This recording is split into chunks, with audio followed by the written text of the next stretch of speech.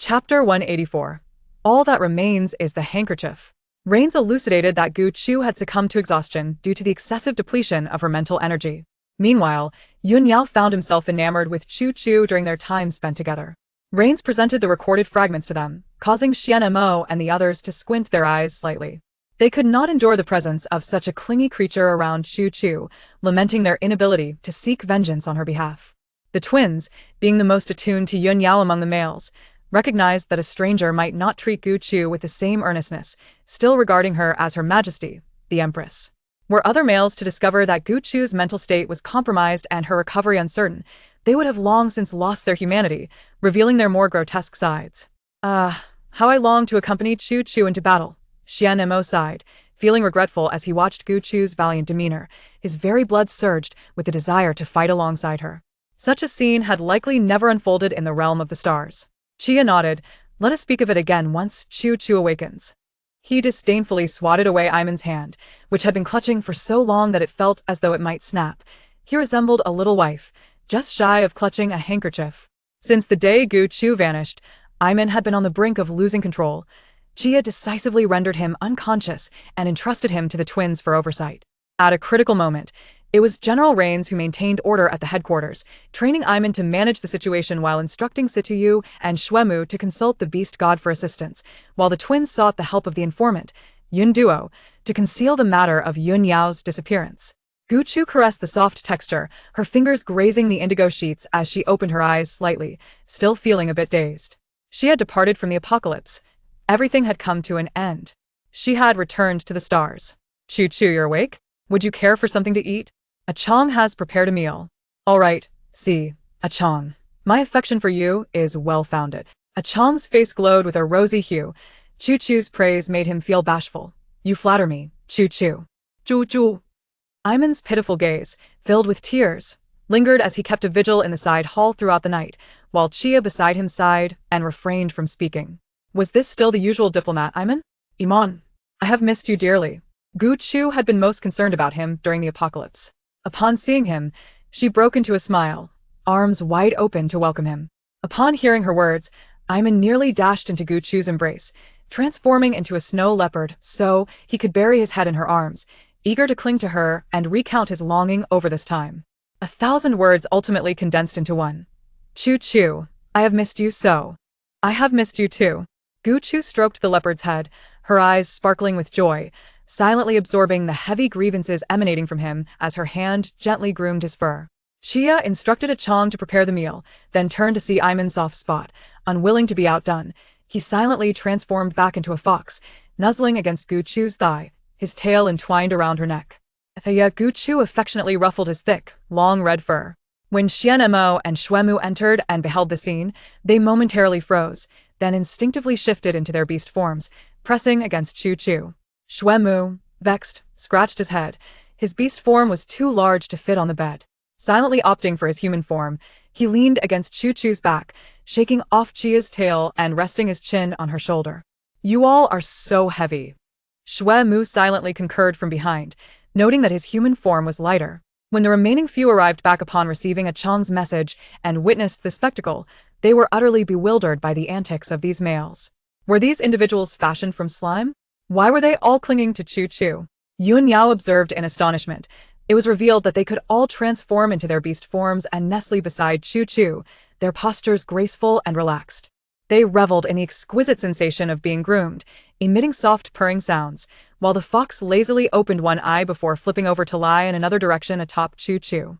Chu Chu playfully tugged at the fur of the fox, her words teasing the mischievous, nine-tailed red fox. Her actions and radiant smile were unmistakable indicators of her delight. This setback weighed heavily on Yun Yao, leaving him with a sense of disillusionment. He was at a loss as to how to win Chu Chu's affection and pondered what course of action he should take. The apocalypse and the interstellar realm were separated by a temporal disparity. His stay on the Imperial Star was relatively brief, delayed beyond the original plan. Now, he must return to the Jade Rabbit Star to provide his father with an explanation, lest he arouse suspicion. A wave of melancholy enveloped his heart, and upon this realization, he discreetly stepped out to send a message. After a day of gathering, Gu Chu absorbed their grievances and post-dinner, she retreated to the courtyard for a small gathering. Leaning against Cole's shoulder, She quietly listened to their recounting of recent events. Throughout the meal and the gathering, Yunyao had not been present. Gu Chuchu wore a puzzled expression, suddenly finding her interactions with Yunyao during the apocalypse feeling somewhat surreal. When the gathering came to a close, she grasped Chia's hand, inquiring about Yunyao's whereabouts. Chia had already noticed Gu Chuchu's distracted demeanor and took her hand, saying, Yunyao is still preoccupied with official duties. He must hasten back to the Jade Rabbit Star. Return. Would he ever come back? This question left Gu Chuchu uncertain about Yunyao's intentions. Was he planning to depart without notice? Did Yunyao mention anything upon his return? No, he had already postponed his departure, fearing that further delays might raise suspicions on the Jade Rabbit Star. That is true. Gu Chuchu was preoccupied with thoughts of Yunyao, contemplating whether she should seek a meeting with him. That evening, Gu Chuchu massaged her temples, the disorienting effects of the time-space turbulence causing her some headache, and she drifted into slumber with the help of the calming elixir prepared by Sitiyu. The following day, she awoke later than usual, only to discover that Yun Duo had arrived. Sister Chuchu. Yun Duo, what brings you here? Gu Chuchu grasped her hand, looking around, wondering why Yunyao had not come. I am here to bid you farewell. Yun Duo, with reluctance, held Gu Chuchu's hand. We must return to the Jade Rabbit Star tomorrow, Sister Chuchu. I must leave. Father is urging us to return. If we delay any longer, it could adversely affect relations between our two planets. Yun Duo genuinely wished to stay a few more days with Gu Chuchu, but her mother had been incessantly reminding her it was time to go back to alleviate her mother's worries. And what of Chiyu? Chi was away on a mission. As all were females, Gu Chuchu inquired about their recent circumstances. What are your plans? Mention of Chiyu made Yun Duo shyly lower her head. Due to his unique status, I wish to take some time before pursuing a relationship. He also desires to achieve accomplishments to augment his dowry. Yun Duo, you seem to have matured significantly during this time. She had developed her own thoughts. When my brother suddenly vanished, it was truly a trial for me. I forced myself to be strong, guarding secrets while navigating many unfamiliar matters.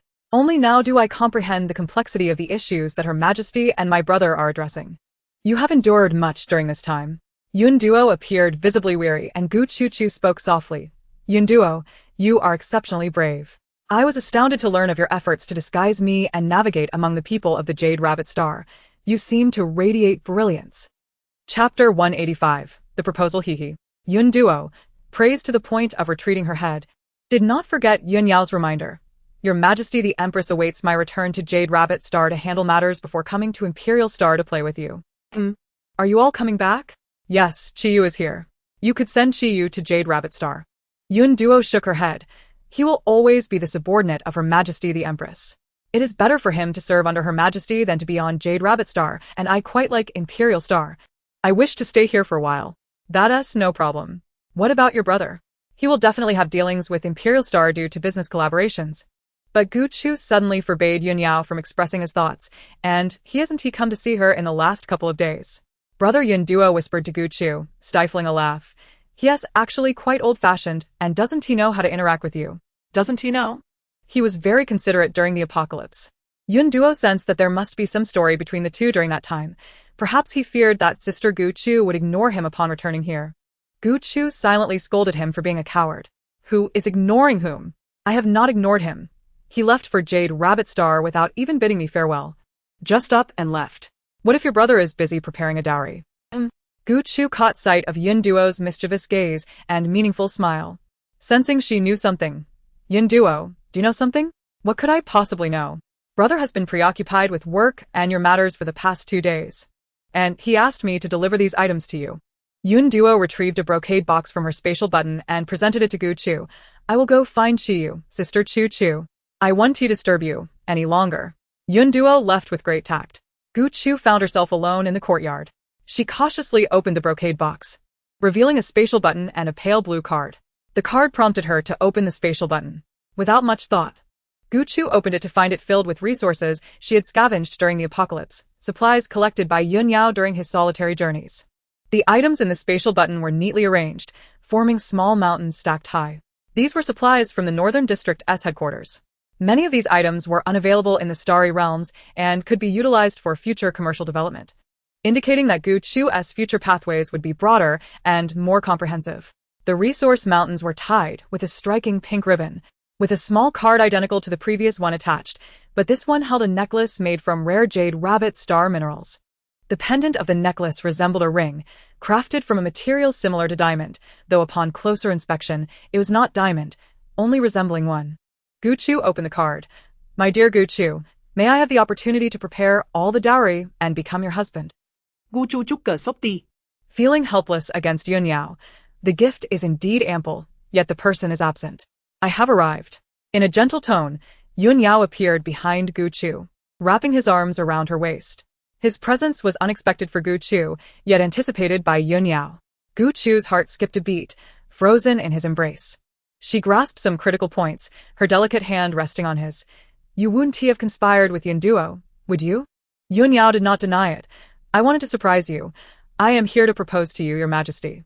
Turning with the force of his words, Gu Chu found Yun Yao kneeling on one knee, a fist over his heart, his eyes brimming with uncontainable excitement.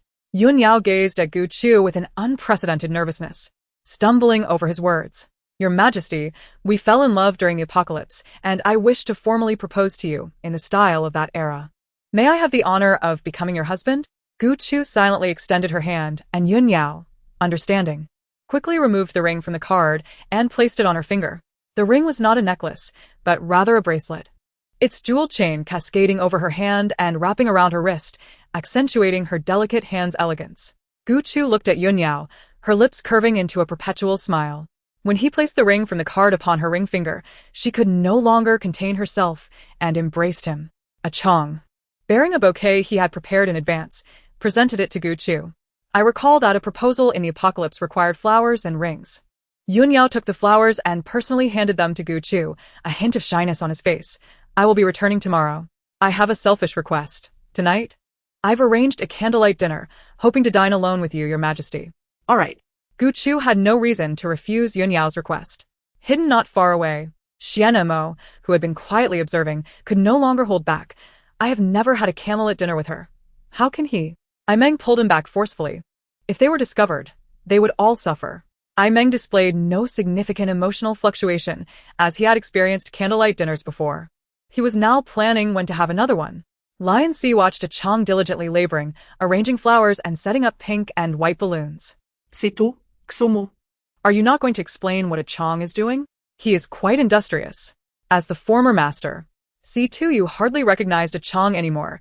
Hasn't he thought of his former master aside from a Zhen? He has committed numerous acts of treachery. The creator, Shuemu, closed his eyes, unwilling to witness it. A Chong no longer cared for him. His emotional system is quite developed and can be swayed by Yun Yao. I will check to see if there is an issue later. Chia narrowed her eyes at Shuemu. You dare to dismantle a Chong?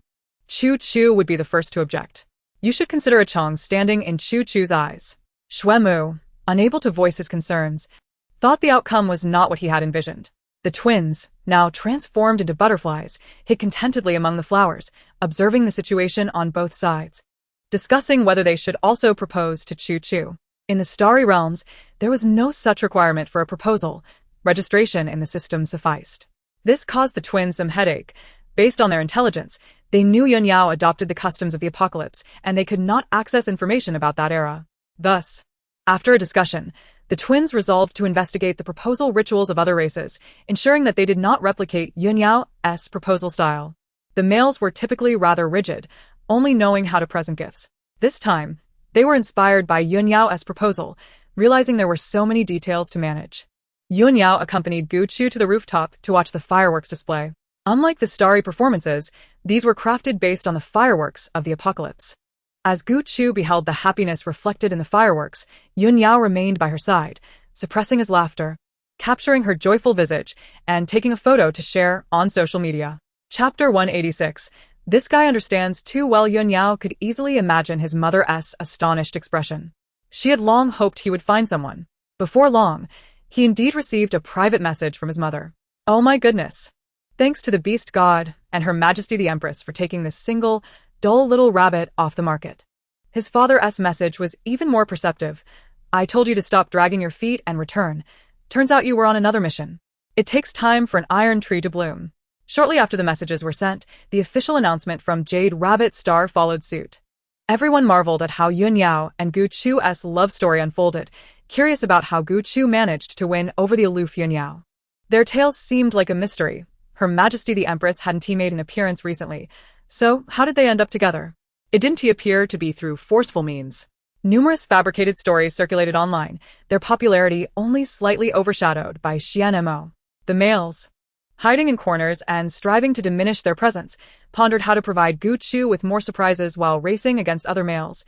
Otherwise, if Gu Chu discovered it, there would be no surprise left. 3 years later, in the well-known hot spring town located in the frigid lands of Hanling Star, Gu Chu soaked in the hot springs, scrolling through the messages she had just received, astonished as she called out to Yunyao Yao. Did you orchestrate the voluntary submission of the Taurus galaxy? Yunyao slowly opened his eyes, gliding along the water flow towards Gu Chu. I suppose so. More importantly, they wish to request your assistance in absorbing the lingering resentment. Their orc population is currently experiencing a high level of instability. I want to help, but I don't want it to be considered coercion, Gu Chu replied, pouting. The inhabitants of Taurus were here, singing praises to elevate her to a moral high ground.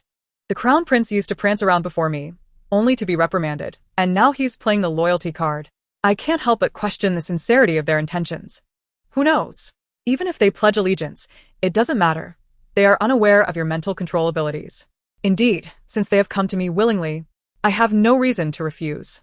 Yunyao wrapped his arm around Gu Chu's waist. It's a holiday. The Taurus system poses no threat.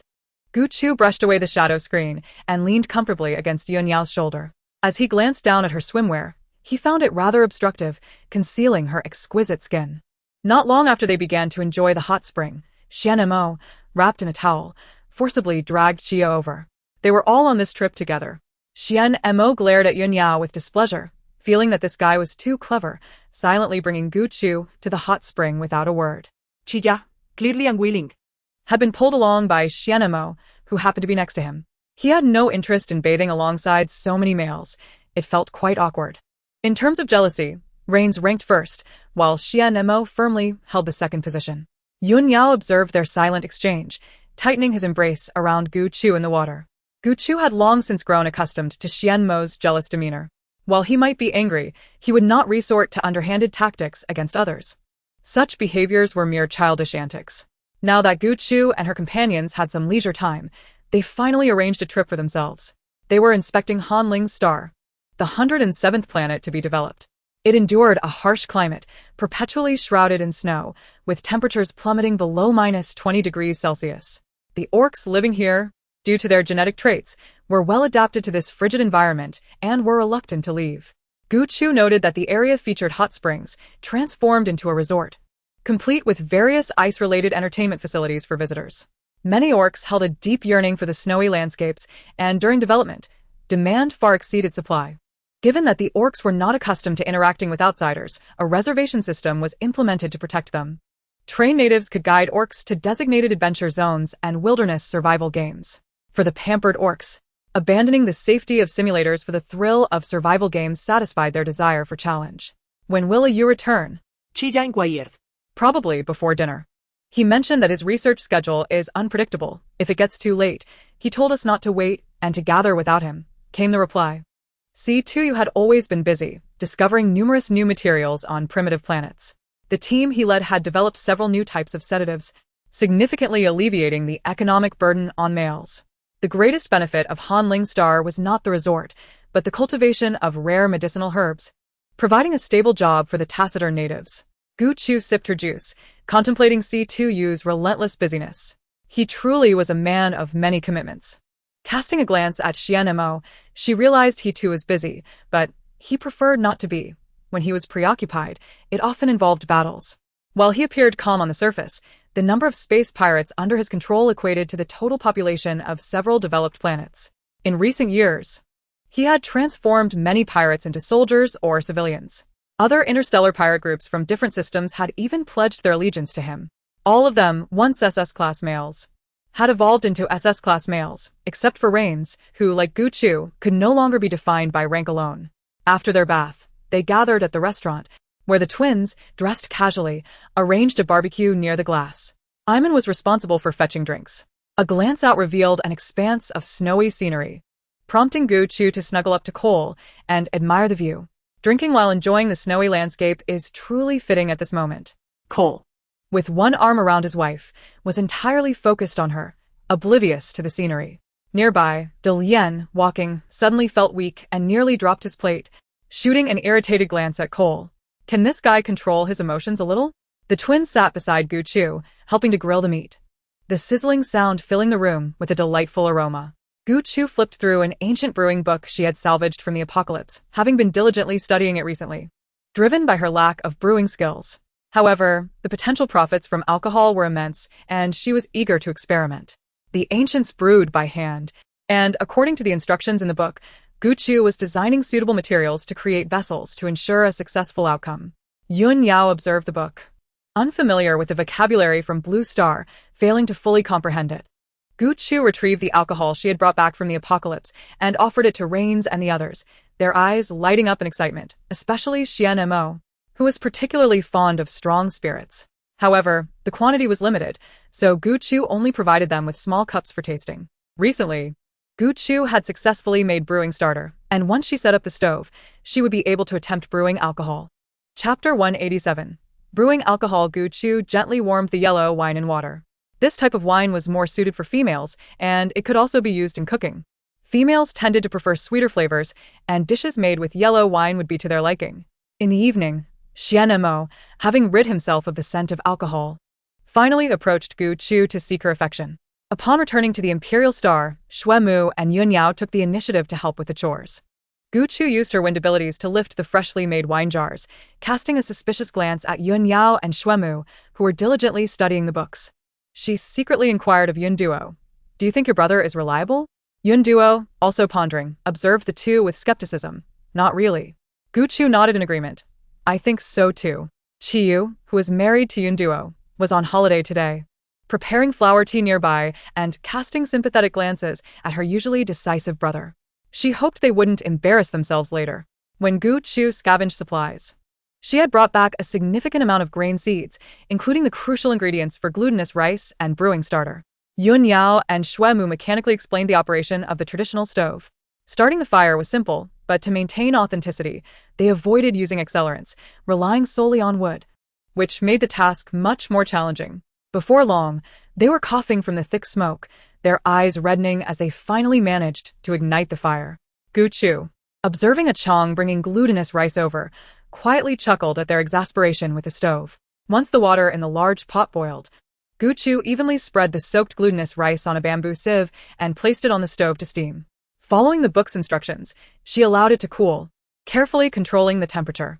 Since the methods described in various books differed somewhat, Gu Chu noted which approach she referenced. Engaged in meticulous research, Xue Mu demanded extreme precision, refusing to allow even the slightest tremor that might result in excess brewing starter. Gu Chu held the brewing starter in her hand, glancing at Xue Mu and then at her own relatively casual demeanor. It turned out that the fool was herself. Finally, Gu Chu explained to Xue Mu that the amount of brewing starter could be adjusted, suggesting they could compare results later, which led to a moment of realization for Xue Mu. Gu Chu candidly expressed that while the book suggested so, based on her previous experiences, life often diverged from what was written, and she was unsure if this experience would apply in the interstellar setting. Gu Chu instructed a Chong to document the differences in each jar of alcohol they made, with some following traditional methods and others utilizing certain instruments to achieve their goals. After a Chong recorded everything, they could make comparisons upon completion. They covered the jar openings with grass mats and heavy blankets, marking the completion of the first step in brewing. After all the commotion, the other males gradually returned home from work. Chia was the first to return, her gaze fixed on Xue Mu, while Yun Yao, with a face smeared as if with soot, remarked, "What on earth have you done? You look more disheveled than after a battle." Both Xue Mu and Yun Yao scrutinized each other, their appearances disheveled as they had no time to tidy up. Indeed, their faces were as dark as if they had been covered in charcoal. "I suppose I can't look much better," Gu Chu chuckled, pointing at her own face, which was only slightly less grimy. She playfully traced her finger across Yun Yao's face, leaving a smudge of charred ash, and presented it to him. "Look at you. Your features are nearly indistinguishable."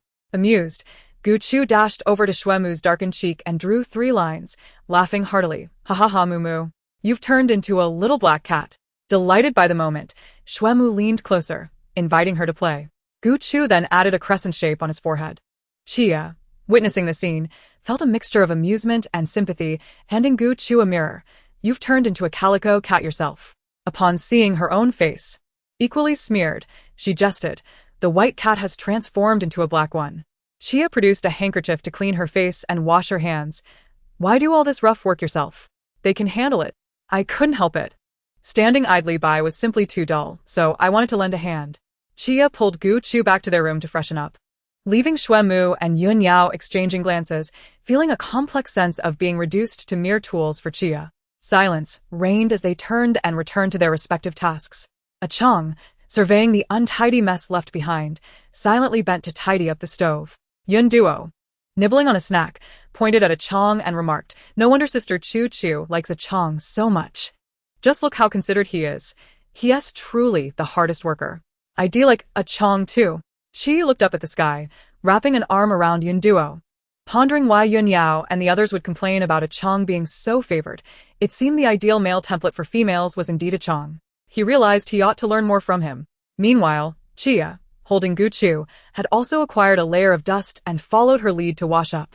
That evening, Xian Mo sat alone in the living room, sipping wine in deep thought. He wished to assist Gu Chu, but he struggled with understanding the Chinese language of Blue Star. Moreover, when it came to culinary skills, he found himself lacking compared to the other high achievers. Xian Mo, why are you here all by yourself? Gu Chu naturally reclined in his embrace, flipping through a recipe book. She yearned for cream-filled puffs, planning to ask a Chong to prepare them the next day. Upon seeing the recipe in her hands, Xian Mo felt a twinge of anxiety. Will Chu Chu be disappointed if my cooking isn't up to par? Not at all. Your cooking can't hold a candle to a Chong's. The dishes he makes, none of you can replicate. Xian Mo realized that his previous worries were indeed unfounded. He, like the other males, was categorized under a Chong, who stood at the pinnacle of the hierarchy. If I weren't worried about a Chong attracting unwanted attention, I would have already proclaimed him the most considerate steward and awarded him the title openly. Are you sure it's not the best husband award?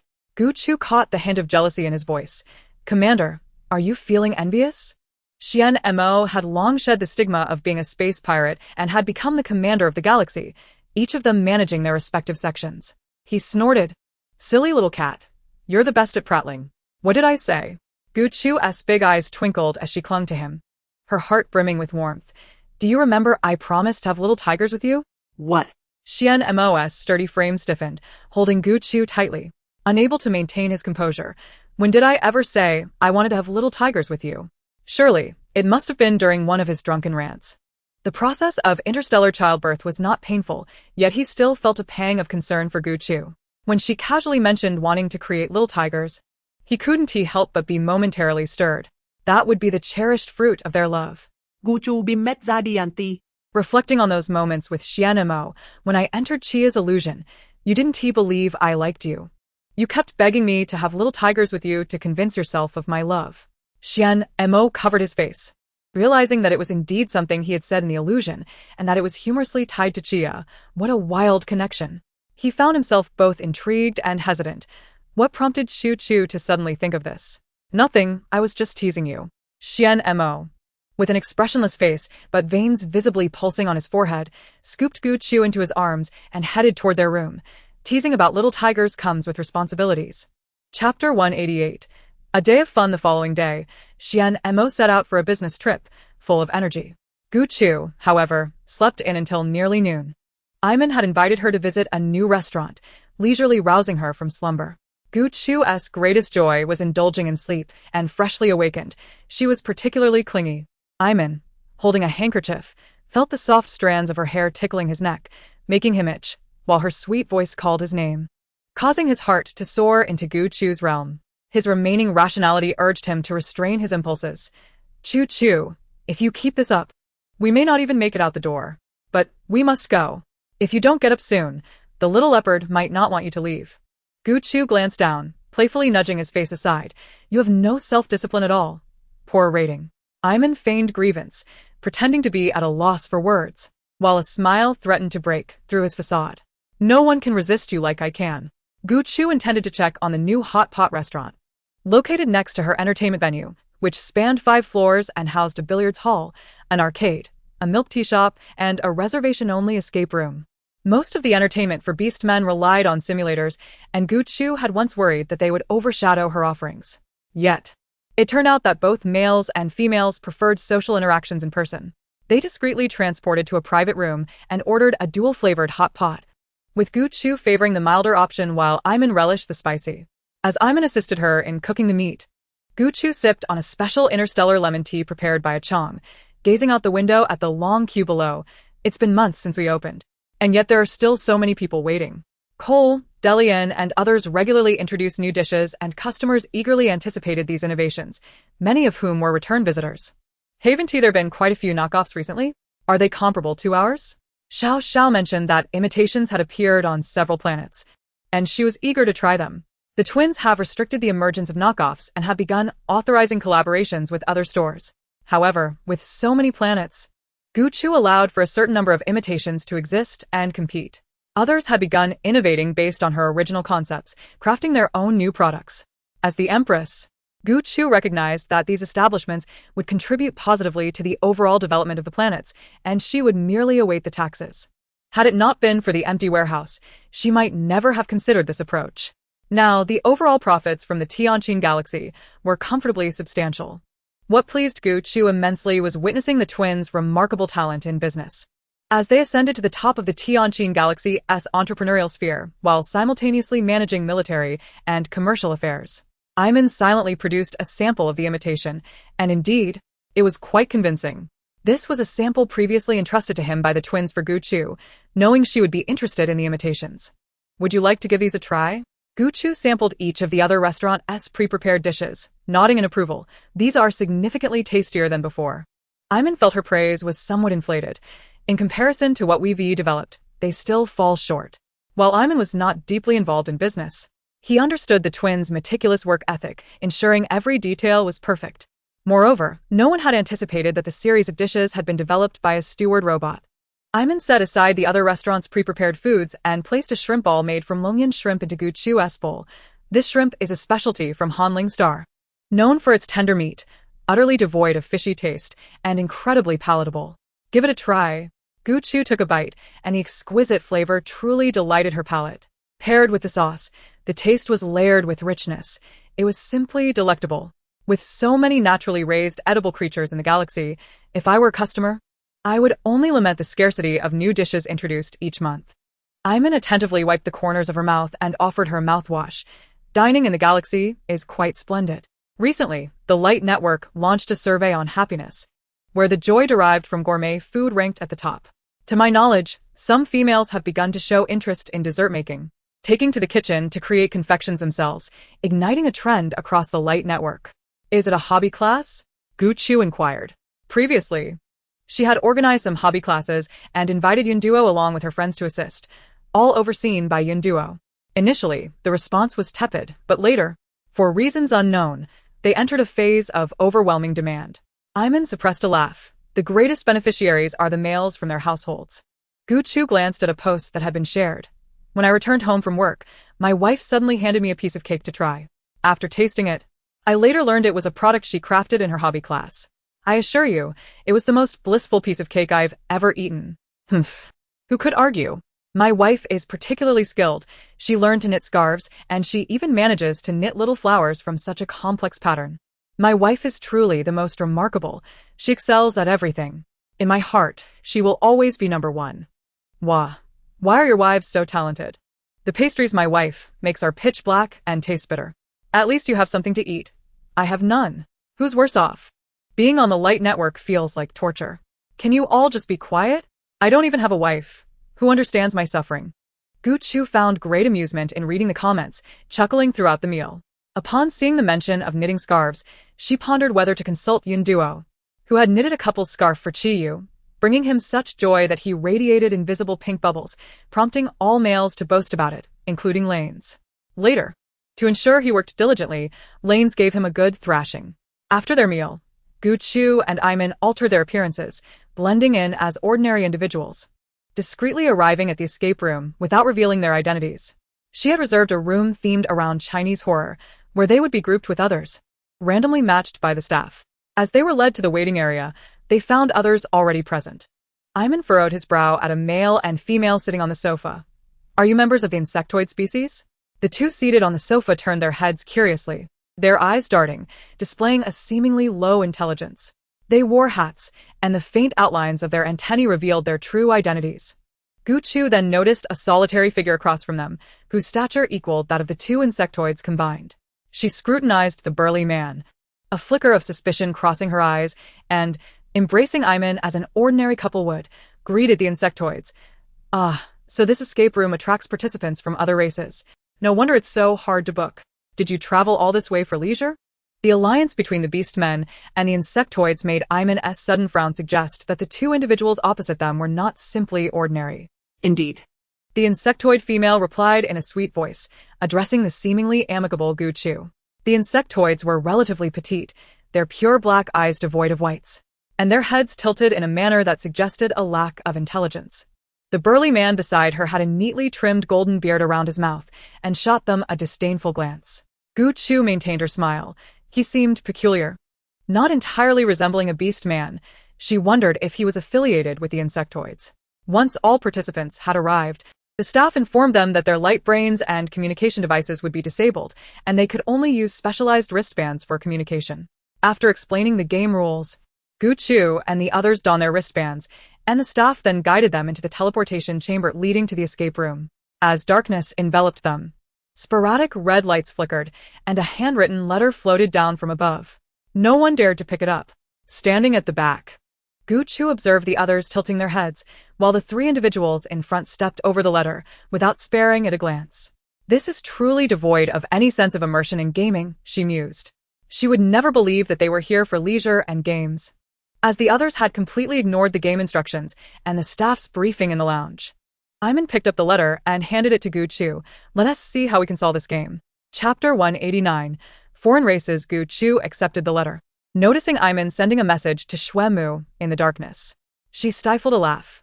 After all, this facility was set up by Xue Mu, and Ayman's light brain had gained privileges here, disguising itself as a game wristband to send inquiries regarding the identities of these individuals. With years of diplomatic experience, Ayman had some insight into their identities. As the three retreated and reappeared, Gu Chu saw the burly man cursing alongside the insectoids. What kind of place is this? Everything is locked. Just break it with a punch. Gu Chu raised the letter in her hand, smiling. We cannot damage the facilities here. If we reach a certain threshold, we will be forcibly removed from the game and required to compensate for damages. The insectoid female, Camilla, turned her head. Are you skilled at escape rooms? I just heard the rules. We need to assist each other in this game. Would you like to team up? Camilla tilted her head in the darkness, her two antennae glowing like natural lamps. Camilla exchanged glances with the burly man, utilizing the sensory function of her antennae to reach a silent agreement. We will join you in the game. I can protect you. Thank you very much, Gu Chu replied. Among the insectoids, the male and female ratios were equal, with little disparity in strength or abilities between them. In contrast to the beast men, their technology was relatively primitive, and their strength paled in comparison to that of the male beast men. However, the insectoids excelled terrifyingly in reproduction. The beast men, due to their racial differences, had embryos the size of quail eggs to that of fists, typically bearing 1 to 8 offspring, while the insectoids had embryos the size of fingers, capable of nurturing dozens at once. Noticing that the burly man, Stone, had fallen silent, Gu Chu read the letter, initiating the plot. They entered a room where an ornate, traditional Chinese wooden chair was occupied by a groom donning a red veil. Gu Chu read that the groom was being forced into marriage by his parents and was unable to be with the female he truly loved. Suddenly, the paper window was torn open and an NPC dressed in red emerged, prompting Stone to reach out to snap its neck. A fierce attack, as powerful as a hurricane, intervened between Stone and the NPC, while Ayman simultaneously seized Stone's robust arm to suppress his violent outburst. Do you want to die? This is a staff member. Killing a staff member is against the law. Gu Chu retracted her abilities, allowing Ayman to confront the situation. Stone faced Ayman squarely. This beast man was a high-ranking male. How do you know they are not assassins? Ayman was utterly exasperated. This individual was clearly lacking in intelligence. What assassin wears red and carries light to remind you they are coming to kill you? Gu Chu observed this fool hesitating on whether to replace a living being with a machine to prevent any casualties.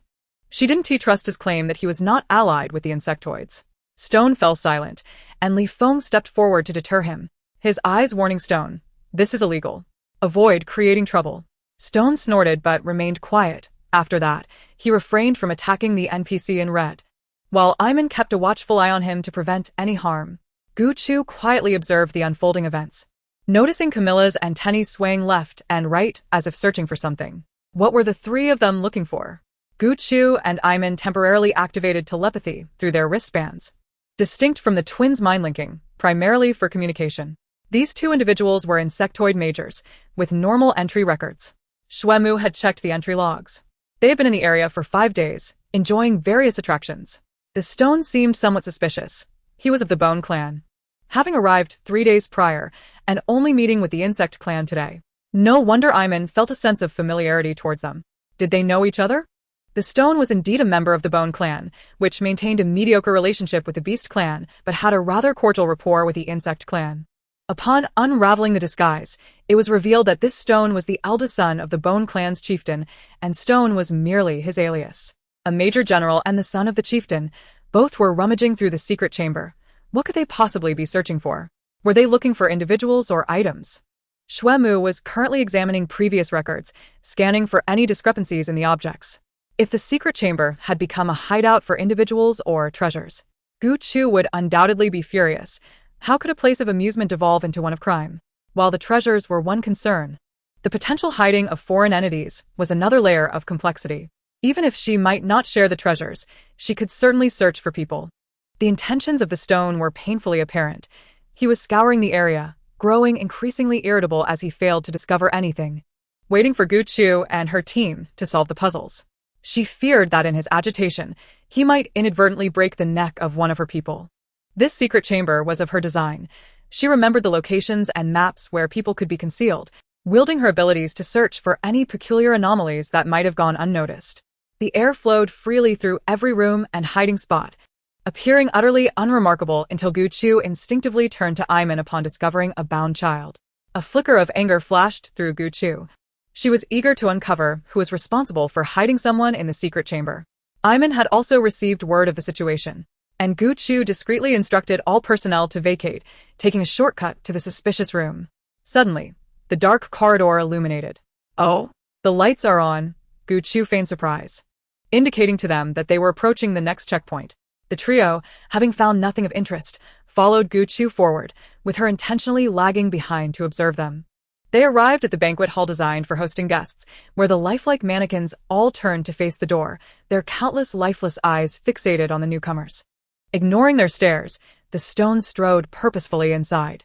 As the architect of this secret chamber, Gu Chu was thoroughly disheartened. This brute seemed unperturbed and even displayed violent tendencies, disregarding the rules of the game, which left Gu Chu feeling utterly defeated. This was hardly entertaining. Chapter 190. The leisure time is abruptly interrupted. Most importantly, they had unwittingly become embroiled in diplomatic affairs. Leisure time had vanished. With a sigh, Gu Chu pretended to search around, pulling Iman towards a wooden chest, attempting to attract the attention of the others with her voice. Oh, there's a chest we can open here. Camilla was the first to notice, and as Gu Chu opened the chest, she frowned at the sight of a nearly 1 meter long white chrysalis inside. Camilla's objective was not to find someone bound, but rather to locate a transformed chrysalis. Insect clan members lived for approximately 200 years and could revert to a chrysalis state during certain periods, entering a state akin to suspended animation where they neither breathed nor ate, resembling a state of apparent death. Yezi! Camilla exclaimed, hastily picking up the chrysalis. She hadn't anticipated that the crown prince had entered a chrysalis state and anxiously called out for help. Li Fu, I've found Xiao Yi. Xiao Yi. The Stone approached with large strides, showing less concern for Xiao Yi than his companions, instead scanning for any suspicious traces. Xiao Yi? The crown prince of the insect clan. Yi Li? Iman deduced Yi Li's identity from the nickname alone, while the Stone clenched his fists, warily scrutinizing Iman. This individual could not be spared.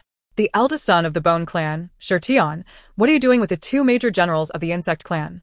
Is there anything I can assist you with? Iman, no longer intending to conceal his intentions, smiled and directly revealed Shortstory's identity. He dared to speak so boldly because he was fully prepared. Shortian was exceedingly vexed, having altered his name. How could this person possibly know his identity? Who are you? I am Iman, the chief diplomat of the Tianqin star system. This establishment belongs to my wife's domain, and I merely came to inspect, not expecting such an incident. If something were to happen to the crown prince of the insect clan on the Imperial Star, we would bear significant responsibility. I wonder if there's anything we can assist you with? Iman spoke in a refined manner that only irritated Shortian further, who coldly replied, no need. Meanwhile, Gu Chu noticed Li Fu's antennae twitching, and shortly after, the chrysalis began to tear apart, emitting an eerie sound. As the opening widened, a chubby little boy emerged, his forehead adorned with glowing antennae. Upon opening his eyes to reveal his pitch-black irises, he exclaimed in a youthful voice, Camila? How did you end up here? If I hadn't come to find you, do you know you would have been treated like a mere prop? Camila felt tears welling up. She was Xiao Ye's cousin, and they shared a very close bond. Seeing Xiao Yi transform in such a foreign place, she couldn't bear to think what might have happened had she arrived later. Insect clan members in chrysalis form were exceedingly fragile, and to think of such a young child in that state was even more distressing. Li Fu was furious, realizing that Xiao Yi had been taken to a distant star without reason, seeking the culprit behind it all. Where's Shirwian? He brought you out here and just left you like this? Isn't Shirwian your brother? Iman pointed at the stone, piecing together the situation from the snippets of information. Shirwian was the younger son of the Bone Clan's chieftain, and he had brought Xiao Yi to the Imperial Star, abandoning him here alone.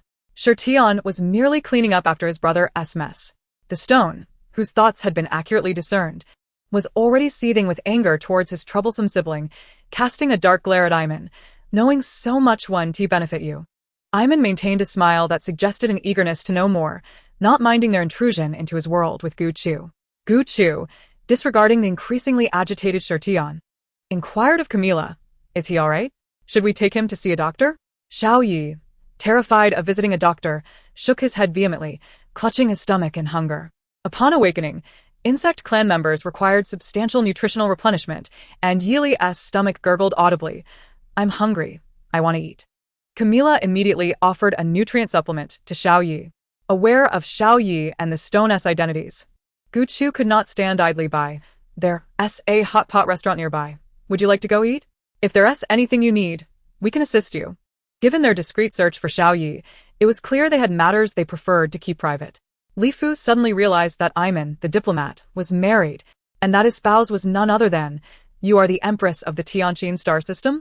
Gu Chu smiled and nodded, shedding her facade to reveal her true self. Greetings. It has been some time since I last saw your insect clan. Camila, leading Xiao Yi, stood up. She perceived the female's tone as calm, failing to grasp that she was addressing Her Majesty the Empress, hastily bowing. Greetings, Your Majesty. Shall we take Xiao Yi out for something to eat? Camila communicated with Li Fu through their antennae, expressing her gratitude to Gu Chu. Thank you, Your Majesty. I hope you can keep our arrival on the Imperial Star secret. This is a matter pertaining to the insect clan. We will speak when we are ready. Of course. The group returned to the hot pot restaurant, and when dishes were served, Xiao Yi's eyes widened in awe at the bubbling pot before him. Unsure how to proceed, each of them had a small hot pot in front, and Camila and her companions, unfamiliar with hot pot, were unsure how to handle it. Iman explained that this was their newly opened restaurant, teaching them how to cook the meat, bridging the distance between them. The insect clan preferred vegetarian fare, and Gu Chu ordered ample plant-based dishes for the child, even selecting beverages infused with nectar for Yili. This is delicious. No wonder Shirwian said there are many delightful things to experience on the Imperial Star. I truly made the right choice. As Yili's words echoed through the room, an instantaneous silence enveloped all present. Yili appeared oblivious to the fact that she had been abandoned by Shirwian. In stark contrast, Shirtian's earlier good spirits plummeted. That wretched boy. I'll make him pay dearly once I catch him. Gu Chu had never encountered Shirwian, but from Iman, she learned that he lived up to his name. Untrustworthy and childlike, a mischievous troublemaker exceedingly difficult to handle. The bug tribe had frequent dealings with the Tianqin star system, however. The information relayed to Iman indicated there was no record of Yi Li and Shirwian entering the system. How, then, had Shirwian managed to bring a bug tribe child into the Tianqin star system? Following this revelation, the bug tribe remained silent, quietly consuming their food. Before parting ways, Gu Chu amicably suggested that they could assist if needed. "Thank you, Your Majesty," came the polite response. Both parties understood this as mere formality, with no genuine intention of seeking the other's help. Upon realizing that the hot pot restaurant and escape room were both owned by Gu Chu, Yi Li's gaze shifted to one of profound admiration. As they watched the others depart, Gu Chu turned to Iman and inquired, "They haven't sought our assistance. Given what you've said and the fact that he simply discarded Yi Li into that escape room, it seems this person acts with little regard for the consequences." Chapter 191. Sherwian. I suppose I should discreetly send someone to locate Sherwian. I am familiar with him, and he is exceedingly unreliable, acting without consideration for repercussions, lest he cause some trouble for the Imperial Star. Iman wrapped his arm around Gu Chu. "Do not concern yourself with Sherwian. Enjoy your outing without letting him dampen your spirits." Very well. Gu Chu had not paid much heed to Sherwian until one fateful night when her palace erupted in alarms, jolting her awake from slumber. Under the protection of the twins, she hurriedly emerged. A Chong reported, "Chu, we've apprehended a thief stealing wine. Iman and Professor Xuemu are currently dealing with him." Xuemu is actually engaging in physical confrontation? Gu Chu was taken aback, as he was not typically one to resort to violence. "It appears he stole the wine you stored in the basement." Good. Upon hearing that her wine had been pilfered, Gu Chu instinctively summoned several males to accompany her. They discovered several wine barrels had been opened. The freshly fermented glutinous rice stirred into a chaotic mess. Gu Chu was nearly beside herself with frustration. "I need this material for brewing tomorrow. It's all ruined." Fuming, she set out to confront the thief. This was not a matter that could simply be resolved with compensation. As she beheld the bound figure kneeling before her, Xuemu had incapacitated him with electric shocks, rendering him utterly motionless. "Who is this?" Gu Chu demanded, her anger manifesting as she struck the bruised individual before her with a baseball bat. "You infuriate me." Iman sighed, pinching the bridge of his nose. "This is Sherwian." Ah? Gu Chu struck him a few more times, emboldened by his audacity to sneak into the imperial palace to steal wine. Despite being in front of his brother, she felt no hesitation to deliver punishment. Sherwian's once handsome face was now marred with bruises. "Please stop hitting me, Auntie. Weren't we told that the Empress has a good temper? Yet, when it comes to punishment, she is fiercer than anyone else." After venting her frustration, Gu Chu inquired, "Where's your brother? Call him to collect you." The twins, disturbed by the interruption to their time with Gu Chu, decided, "We'll go." They were adept at locating individuals. Gu Chu glared at the bloodied Sherwian. Speak. "What brings you to the Imperial Star?" Sherwian, his speech mumbled and incoherent from the beating, stubbornly turned his head away, refusing to believe that Gu Chu would dare to kill him. "You're just waiting for your brother to come, aren't you?" Gu Chu's cold smile revealed her disdain. The Bone Tribe and Beast Men shared a historical connection, and mental control was equally applicable to the Bone Tribe. Under her influence, Sherwian's gaze became vacant, his once arrogant demeanor stripped away. He obediently responded, "My father always confines me.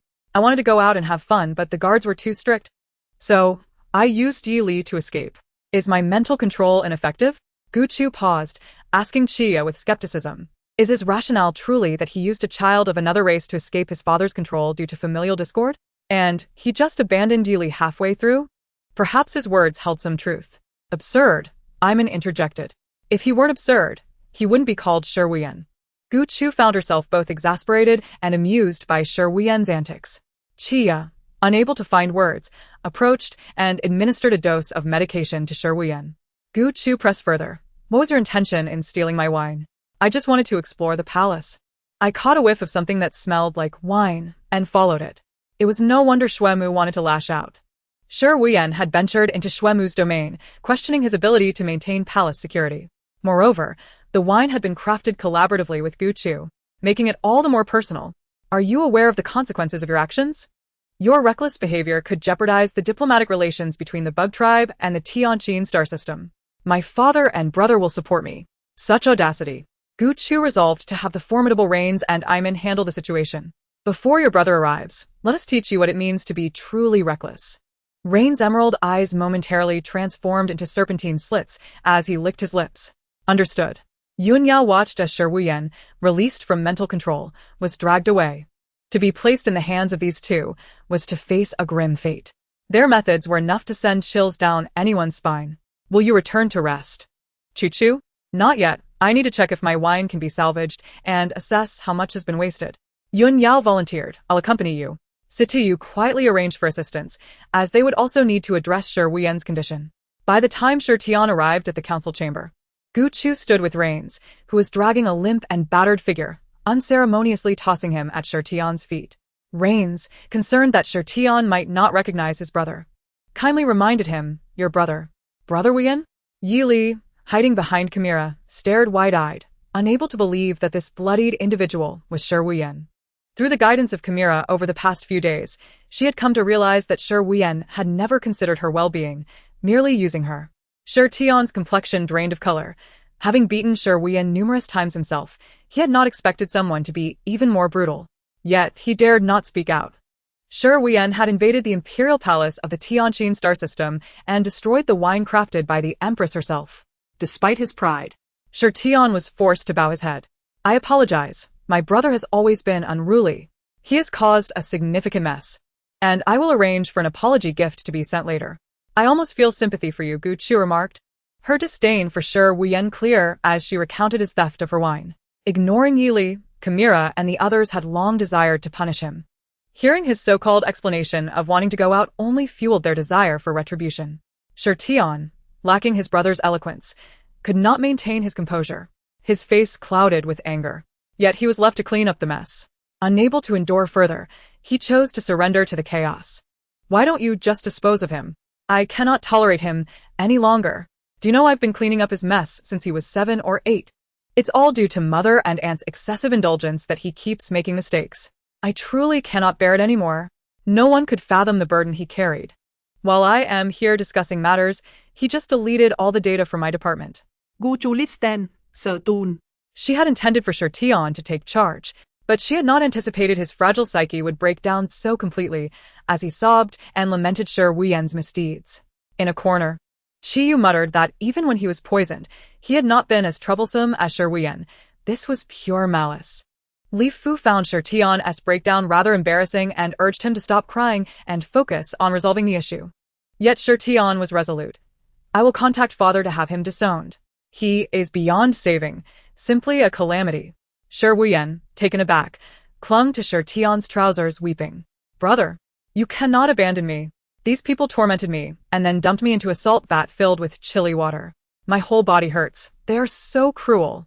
Rain silently scoffed. "I still think it's a waste of salt. I only used that trick because Iman said it would save time." Chapter 192. Who isn't a female? Iman cast a sidelong glance at Rains. "Your trick will only make it harder for him to recover." Situ nodded in agreement. "Don't add to my troubles." The Marshal had never cared for the well-being of others. Gu Chu, overhearing their conversation, rubbed her temples. "Do you think it's reasonable to openly discuss how to torment his brother right in front of him?" The twins stepped forward, handing Gu Chu a document detailing Shi Wuyan's past misdeeds, which left her utterly bewildered. "Incredible. You claim to be cruel while leaving just enough for yourself to escape unscathed, causing hundreds of your kin to suffer from diarrhea and ruining your family's data. Are you certain you are the second prince of the Bone clan? You seem to relish in causing disgust." Gu Chu found herself questioning this person's identity. At that moment, Shi Wuyan continued to stubbornly defend himself, speaking with misplaced confidence. "My mother said all of this belongs to me. What is wrong with me having a little fun?" Gu Chu retorted sharply. "My mother said that unruly children are spoiled. A good beating would suffice." Seeing Rains and Iman approach, Shi Wuyan shrank back, hiding behind Shi Tian. "Brother, save me. Get lost." Shi Wuyan was kicked away, howling in pain. As the eldest son, Yun Yao had many younger brothers, yet none dared to address him in such a manner. They would call him brother at this time. The mocking remarks from onlookers only strengthened Shi Tian's resolve as he kicked Shi Wuyan aside. "Get out of here. I have no brother like you." He then turned to Gu Chu. Apologizing, "Our matters will not involve the Tianqin star system." The following morning, Gu Chu pointed at the limping Shi Wuyan, who was wailing pitifully at the palace gate. Is this what Shi Tian meant by not involving anyone? He should have been abandoned in a desolate wilderness, not left here on the Emperor's star. Was Shi Tian trying to outsmart me, or was he genuinely lacking in intelligence? The Bone clan was notoriously dim-witted, and this seemed like something they would do. Iman was currently engaged in diplomatic negotiations with the Bone clan. Shi Tian has frozen all of Shi Wuyan's assets and took all his money before returning to the Bone clan overnight. While the Zerg are still around, No wonder he came here to play tricks. Woe is me. Behold. Her Majesty the Empress grows tired of the old and embraces the new, forgetting the former while ruining my appearance and crippling my leg, jeopardizing the relations between our two nations. Gu Chu raised an eyebrow, noting the audacity of his words. It seemed Rains had shown him too much mercy. The group of males glared coldly at him as he played the fool. Shuemu could no longer contain himself. Give me 1 day with him, and I will make him suffer. The twins chimed in unison. It's been a while since we've had a turn. We've almost forgotten the feeling of it. Xian Mo's eyes betrayed a murderous intent. When it comes to tormenting, no one should compete with me. Gu Chu decisively issued an order, 1 day each. No fighting for turns. Those at the door glanced at Her Majesty, and then at the pitiful figure wailing like a beggar, respectfully greeting Gu Chu and the others. Good day, Your Majesty. Good day, esteemed lords. The passing beastmen hurriedly greeted Gu Chu and the leaders before swiftly departing, as they were nearly late for work. Seeing the crowd rush by, Shawayan wailed even louder. Some couples passing by couldn't bear to watch. A bold female pointed at Gu Chu, frowning. Your Majesty, how can you tolerate this scoundrel slandering you? Just look at his kind. How can he compare to the Empress's males? I see this as merely a performance by the Bone Clan. Gu Chu felt quite amused. Why be upset by a clown's antics? Did you record it? The twins replied. Yes, it's all recorded. Let's show it to his father and brother. Let them witness their son's disgrace. And perhaps we could hang a sign detailing his crimes and parade him through the streets. Gu Chu turned back, resolved to proceed with her next step of brewing yellow wine. The twins carried out Gu Chu's instructions. Yun Duo, having heard of Shawayan's incident, came early to see for himself. Back in Gu Chu's courtyard, resting his chin in his hands, he pondered Shawayan's behavior, which was truly baffling. Does this person act without regard for the consequences? His kin could clean up his mess, Gu Chu remarked while assisting with tasks. They say his personality was spoiled by his mother. But isn't the heir supposed to be his brother? How dare he treat his brother this way? Perhaps his brother lacks intelligence and is overly sentimental. Otherwise, how could he abandon his brother on Emperor's star? Seizing a moment of leisure, Gu Chu sent a message through the light network. How should one deal with an adult troublemaker? Yun Duo watched his busy older brother, envisioning himself as Shawayan. But upon recalling his serious and stern brother, a chill ran down his spine. Shawayan should be grateful to have such a not-so-bright brother. In the Yutu clan, Shawayan would likely end up as roasted rabbit head. Unaware, Yun Yao continued his work, breaking down the large grains into crumbs, measuring the amount for the prepared rice wine, while Chia was responsible for adding water and mixing the ingredients with a rake-like tool before incorporating the glutinous rice that Chong had prepared. The remaining glutinous rice filled 5 large vats. Previously, Shawayan had ruined 2 vats, rendering them sour and unusable, leaving 1 vat that was likely spoiled, while the rest would probably turn out fine. During this period, regular stirring was needed. Shuemu had constructed a wine brewing room specifically for fermentation, utilizing technology to produce 3 years' worth of yellow wine in just a month, significantly saving time and costs. Even so, Gu Chu still intended to reserve 1 vat for gradual aging. That evening, as Gu Chu sipped the remaining fermented rice juice, she spoke of Shawayan's situation. Today he lost all face during the parade. He has become much more subdued and is now sedated, trapped in a specially designed prison. And how is the Bone Clan responding? Iman recalled the content of the video conference and regarded it purely as a joke. They staged a family drama in front of me, beating the clan leader. Quite bold, indeed, to turn a serious diplomatic meeting into a brawl. Her mother insisted we return him. Gu Chu scoffed at the audacity of Shawayan's mother, rejecting the notion outright and citing Shawayan's offenses while demanding they come to retrieve him. Any delay in their arrival would mean Shawayan alone would bear the consequences. Does his mother think too highly of herself? Gu Chu sneered. She has no idea what kind of son she has raised. Instinctively, Gu Chu placed a hand on her belly, contemplating. If she were to bear such a child who wreaked havoc, it would be better not to give birth at all. An idea struck her. There was no need to treat Shawayan with undue courtesy. We would repay him in kind for the torment he inflicted. Anything his mother wanted. She could deal with me. After all, who isn't a female? Chia's eyes sparkled with anticipation, clearly eager to see Gu Chu protect them. For some time, Gu Chu had been busy brewing wine, including a more complex white liquor, far more troublesome than yellow wine. She had no time to deal with that troublesome individual. When the wine was ready, Gu Chu entrusted the twins with following the recorded formula to create it, curious to see if mechanization could replicate such a level of flavor. Whenever she had a moment, Gu Chu would enjoy sipping the yellow wine, which she preferred for its taste, even sending some to her friends for a taste test. In the meantime, she received a message from Shuemu. The Bone clan has arrived. Finally, they had come, albeit rather late. Gu Chu had received news days ago that they had entered the borders. Occasionally, Gu Chu would bring Yun Duo along to handle affairs, exposing her to the diversity of the world, simply put, to witness the gossip. Do you want to go take a look? Gu Chu asked Yun Duo. Yun Duo nodded. I'm curious how she raised such a son. Accompanied by Xian Mo. The two had not yet reached the conference room when they overheard a cacophony of insults from within.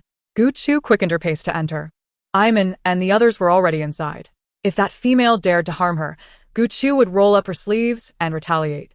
Upon entering, she discovered a Zhen had subdued a crown-wearing individual who was hurling insults, while her males were safely shielded by a Chong, who stood calmly, watching her lose her composure. Gu Chu observed as the male members of the SS rank and above were ardently shielded by a robotic butler, much like a protective guardian. She pondered the absence of a Chong and a Zhen, realizing that they indeed had their purposes. With a gesture of approval, she gave them a thumbs up, appreciating their clever tactic. Who is this deranged individual unleashed upon us, biting indiscriminately? Gu Chu's gaze swiftly turned to Shirtian. You didn't bring your gift. Yet you expect me to assist in teaching your brother? Shirtian, aware of his own shortcomings, quickly bowed his head. However, within their clan, no one dared defy his mother, the matriarch. Chapter 193. He could no longer tolerate Shi Wuyan Shiheng, as robust as Shirtian, now resembled a coward, cowering in a corner, reluctant to assert himself. It was not that he did not wish to apologize. Rather, his spouse was insistent, almost madly demanding Shi Wuyan's presence. His face bore countless scratches from nails that had yet to heal. We will certainly make amends. We promise to deliver an appropriate recompense. I hope you can release Shi Wuyan. Gu Chu observed the frenzied tirade of the matriarch, feeling an odd sensation, raising her hand to silence the clan leader's words. In an instant, a wisp of mental energy coursed around the matriarch. How could she harbor such resentment? Gu Chu quietly inquired of Situyu. What is the matter with her? She lacks even the slightest grace of femininity. Is she unwell? Situyu's gaze crumbled as he violently seized Shirtian, questioning him about his mother's condition. During this time, Gu Chu could no longer endure her foul language. She grasped her collar and dragged her into a side room. Even if she was genuinely ill, it could not excuse her transgressions. Shiheng attempted to follow. Your Majesty. What are you doing? Xian Mo stepped forward to swat his outstretched arm away. What's this? Lady Matriarch can curse, yet our Empress cannot retaliate? Females fighting is none of your concern. If you have objections, you can take it up with me. Under the oppressive aura released by Xian Mo, the Bone clan, known for their strength and formidable defenses, found themselves nearly suffocated by the overwhelming force, collapsing to their knees. Even upon seeing Xian Mo, they could only concede defeat. I am merely concerned for Her Majesty's safety.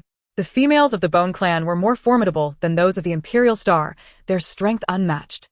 Xian Mo paid no heed to Shiheng's words, for Gu Chu had undergone extensive training, often sparring with them. She would only grow stronger. You need not concern yourself. Shiheng, hidden in the corner, lamented and prayed for himself. He was beleaguered both at home and abroad. Indeed, he was the most beleaguered clan leader in history. When Gu Chu finally ejected the matriarch, Shiheng's eyes widened in disbelief. He could hardly fathom that the bruised and howling figure before him was his spouse. His spouse had suffered? This was an inconceivable scenario. In stark contrast, Gu Chu stood unscathed, hands on her hips, surveying the now silent matriarch, relishing the newfound tranquility. The bone was remarkably resilient. It had taken considerable effort to break it. Shiheng realized he had underestimated Her Majesty. Indeed, the males surrounding her were mere facades, concealing her true prowess. With the matriarch's bone shattered, Shiheng dared not touch her. Recalling that they were on foreign territory, he humbled himself to plead. Please, Your Majesty, forgive my spouse's recklessness. You seem disheartened. Might it be possible for a doctor to attend to her? Gu Chu waved her hand, summoning a court physician. Thank you, Your Majesty. To be struck for the first time, yet still express gratitude. Such was the irony. Situyu and Shirtian returned from outside. Shirtian, unlike his father, did not shield his mother, observing the injured matriarch sprawled on the ground, howling in a state of despair. The favored one had never been him. He had once harbored a glimmer of hope for the matriarch, but that hope had long since evaporated. Situ explained to Gu Chu, she may have suffered a neurological issue, resulting in such erratic emotional fluctuations. Gu Chu had already absorbed the resentment emanating from her and addressed Shi Heng. You heard what Professor Situ said. Do you wish for treatment? Our medical facilities on Imperial Star are unparalleled by your bone clan. Shi Heng still struggled to believe. Is she truly ill? Naturally. If there is a chance for recovery, we are absolutely willing. Shi Heng had no desire to endure further punishment.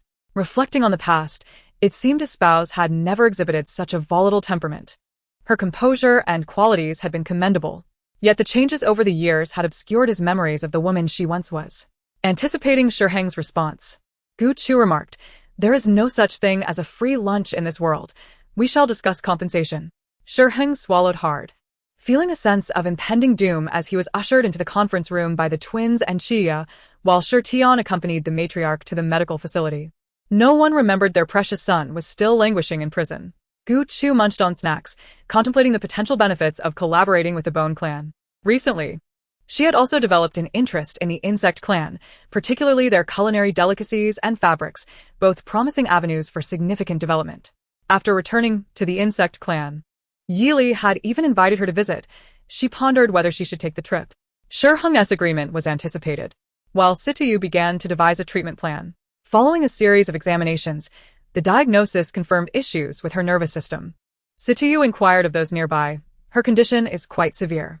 Did you not suspect anything? Shi Tian, having created trouble through his impetuousness, was now behaving submissively towards Gu Chu. She is adamant. If we take her to see a doctor, we will face reprimands. No one dares do it.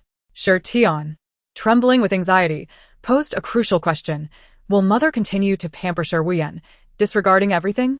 He could no longer tolerate Shi Wuyan. Reflect on her previous disposition, he replied. I am merely tasked with mending her damaged aspects. Previously, Shi Tian's memories of that period were hazy. He could not be certain. The Bone Clan still required Shi Heng. Thus, he returned home, leaving Shi Tian to care for the matriarch on Imperial Star. Throughout this time, they did not inquire about Shi Wuyan even once. Gu Chu considered sending Shi Wuyan back, but no one was willing to accept him. Shi Tian said, Your Majesty, you are absolutely right. Please do not mind us. Continue as you are.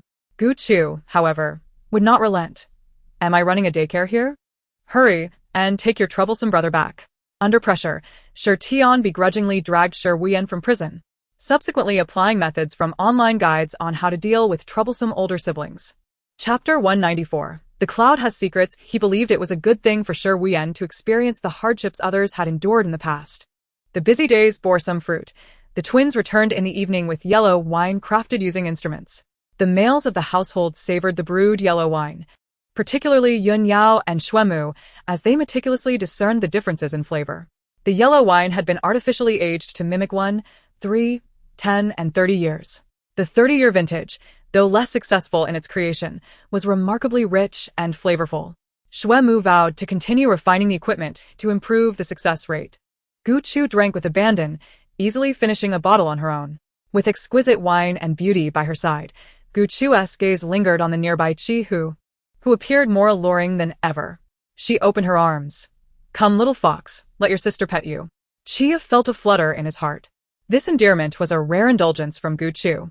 Before Chia could act, Gu Chu had already embraced him, taking his hand and coaxing, Let us return to our room.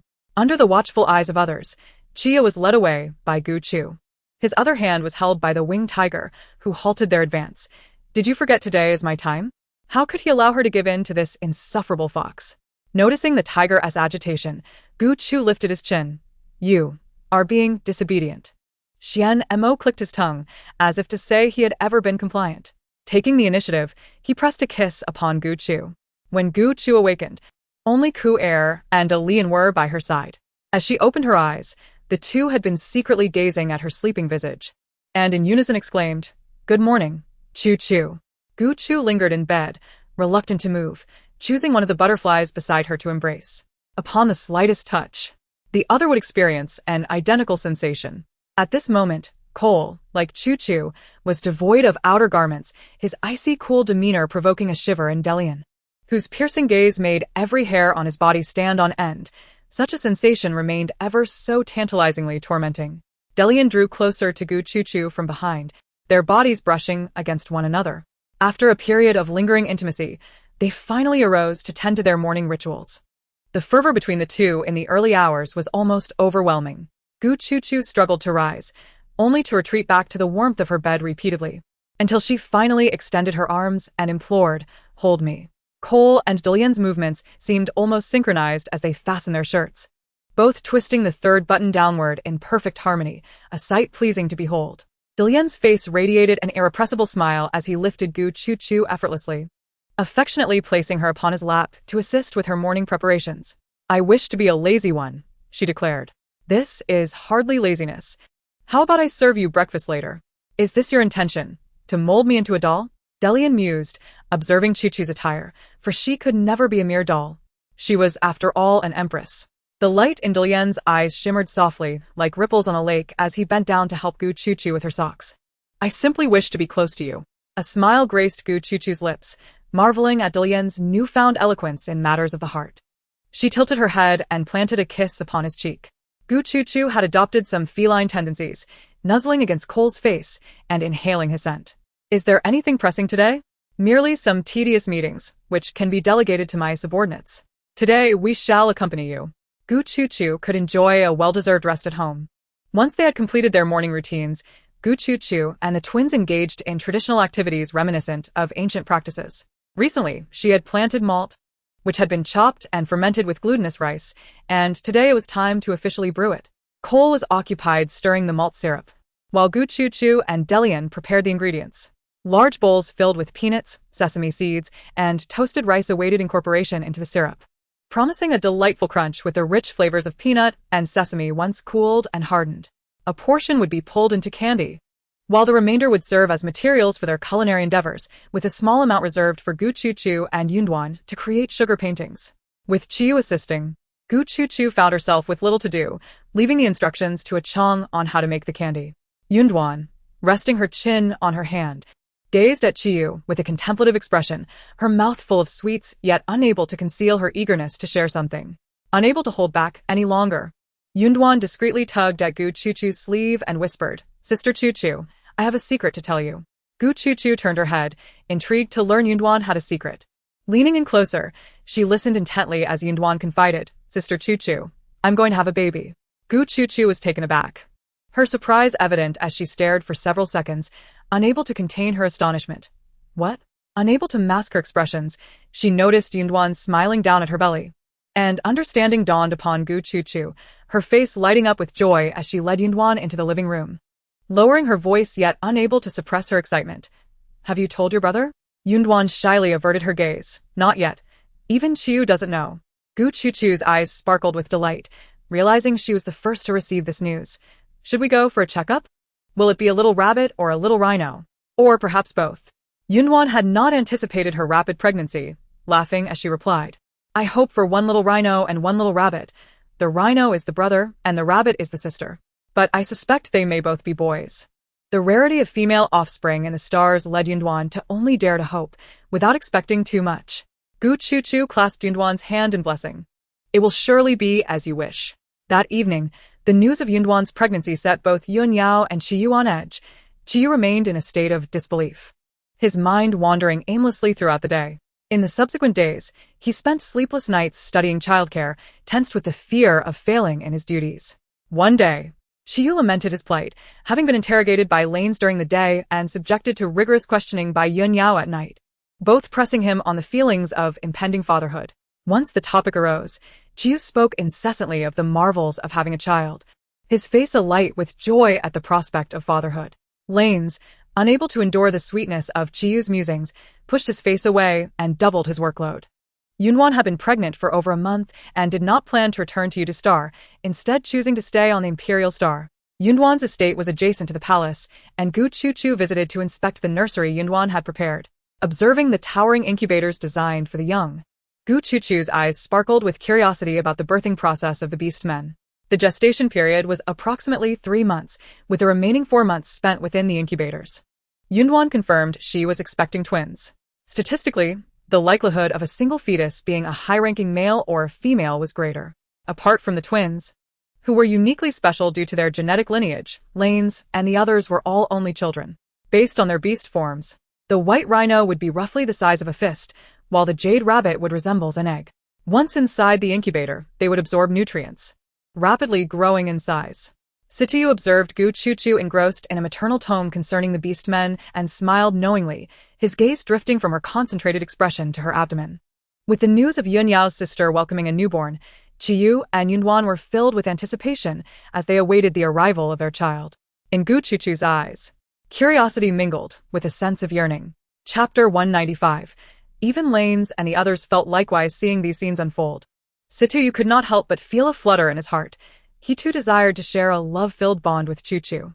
Not only him, but even Lanes and the others shared this sentiment. It seemed that even Chuchu harbored similar thoughts. On their return, Sityu accompanied Gu Chuchu for a leisurely stroll with Huawan, unable to resist drawing close to her. Gu Chuchu blushed, half-heartedly protesting, "We're outside, and Huawan is here too." "Huawan doesn't mind," came the unbothered reply. With a playful tilt of its round head, Huawan, noticing Sityu's gesture to return, cleverly bit the loosened leash from Gu Chuchu and strolled back to its doghouse at a leisurely pace. Sityu, unwilling to be interrupted, scooped Gu Chuchu into his arms and carried her back to his room. The twins approached with the Bone Clan's tray documents. Coinciding with the day of Cheetah's recovery, Cheetah was healed, and Shur'eon planned to take her away today. "Oh," Gu Chuchu remarked, her attention fixed on the semi-finished brew she had just prepared. The twins inquired about her thoughts. "Should we arrange a meeting?" Traditionally, whenever someone was sent out, Gu Chuchu would visit. "No need. I doubt Cheetah wishes to see me." Gu Chuchu had shown no mercy back then, and a creature of delicate stature could hardly withstand such treatment. Pain was indeed real. How is the Bone Clan faring? She had not attended to their affairs for some time. Shawayan, lacking his mother's protection, had been tormented by his brother relentlessly but had since settled down considerably. Meanwhile, Cheetah's demeanor had softened significantly post-recovery. According to the clan chief, her previous disposition mirrored that of her husband, leading them to send many gifts as an apology. "That's good." Gu Chuchu caressed her abdomen, contemplating that if she had a child like Shawayan, it would drive her to the brink of exasperation. Noticing Gu Chuchu holding her drink for an extended period without taking a sip, the twins exchanged puzzled glances. "What's wrong? If I had a child like Shawayan, that won't happen." The twins interjected, knowing precisely what Gu Chuchu was about to say. "We will absolutely quash such thoughts in their infancy. Chuchu, you must remain healthy. We will be happy." Cole knelt before Gu Chuchu, clasping her hand with a determination that stirred warmth within her heart. She leaned down, running her fingers through his hair and wrapping her arms around his neck. Everything was conveyed, without words. Upon returning, Chia witnessed this scene and clenched her fists, feeling a twinge of reluctance. In the stars, childbirth was a safe process that posed no harm to the mother. Chia had assumed everything would unfold naturally, until one fateful evening when Gu Chu accompanied him in a conversation that touched upon the agonies of childbirth in a post-apocalyptic world, where death loomed as a constant specter. Chia perceived a glimmer of relief in Gu Chu's eyes, which only deepened his compassion for her. His sole desire was for her happiness. If a child were to bring sorrow or discontent to Chu Chu, then it could hardly be considered the fruit of their love. Later that night, he conversed with Xue Mu and Situ about this matter, returning only when the hour was right to be with Chu Chu. Upon entering their room, he noticed the light still aglow. Gu Chu was engaged with her holographic terminal before bed. Chia's long eyelashes cast a shadow as he gently questioned, "Chu Chu, why are you still awake at this late hour?" Gu Chu, resting her chin on her hand, caught a whiff of the faint scent of alcohol on him and replied, "I wish for you to accompany me to the temple tomorrow." Having changed into more suitable attire, Chia leaned down to bestow a tender kiss upon her forehead, affirming, "Of course." With the Bone Clan affairs resolved and the freshly brewed liquor still warm, their burgeoning experience in winemaking had significantly increased their odds of success this time. After procuring a substantial amount of wine, Gu Chu meticulously divided it into small jars, ensuring each deity received a portion. Before setting off to the temple alongside Xian Mo and Chia, as they arrived, the beast deities converged from all directions, and Chia and Xian Mo, mindful of decorum, behaved with the innocence of children as they distributed the wine. The beast deities, taking their time, partook of the offerings, adhering to their own unspoken rules. For they knew their beloved daughter preferred tranquility over competition. Strangely enough, this controlled atmosphere was quite delightful. Moreover, happiness seemed to cascade like a gentle rain.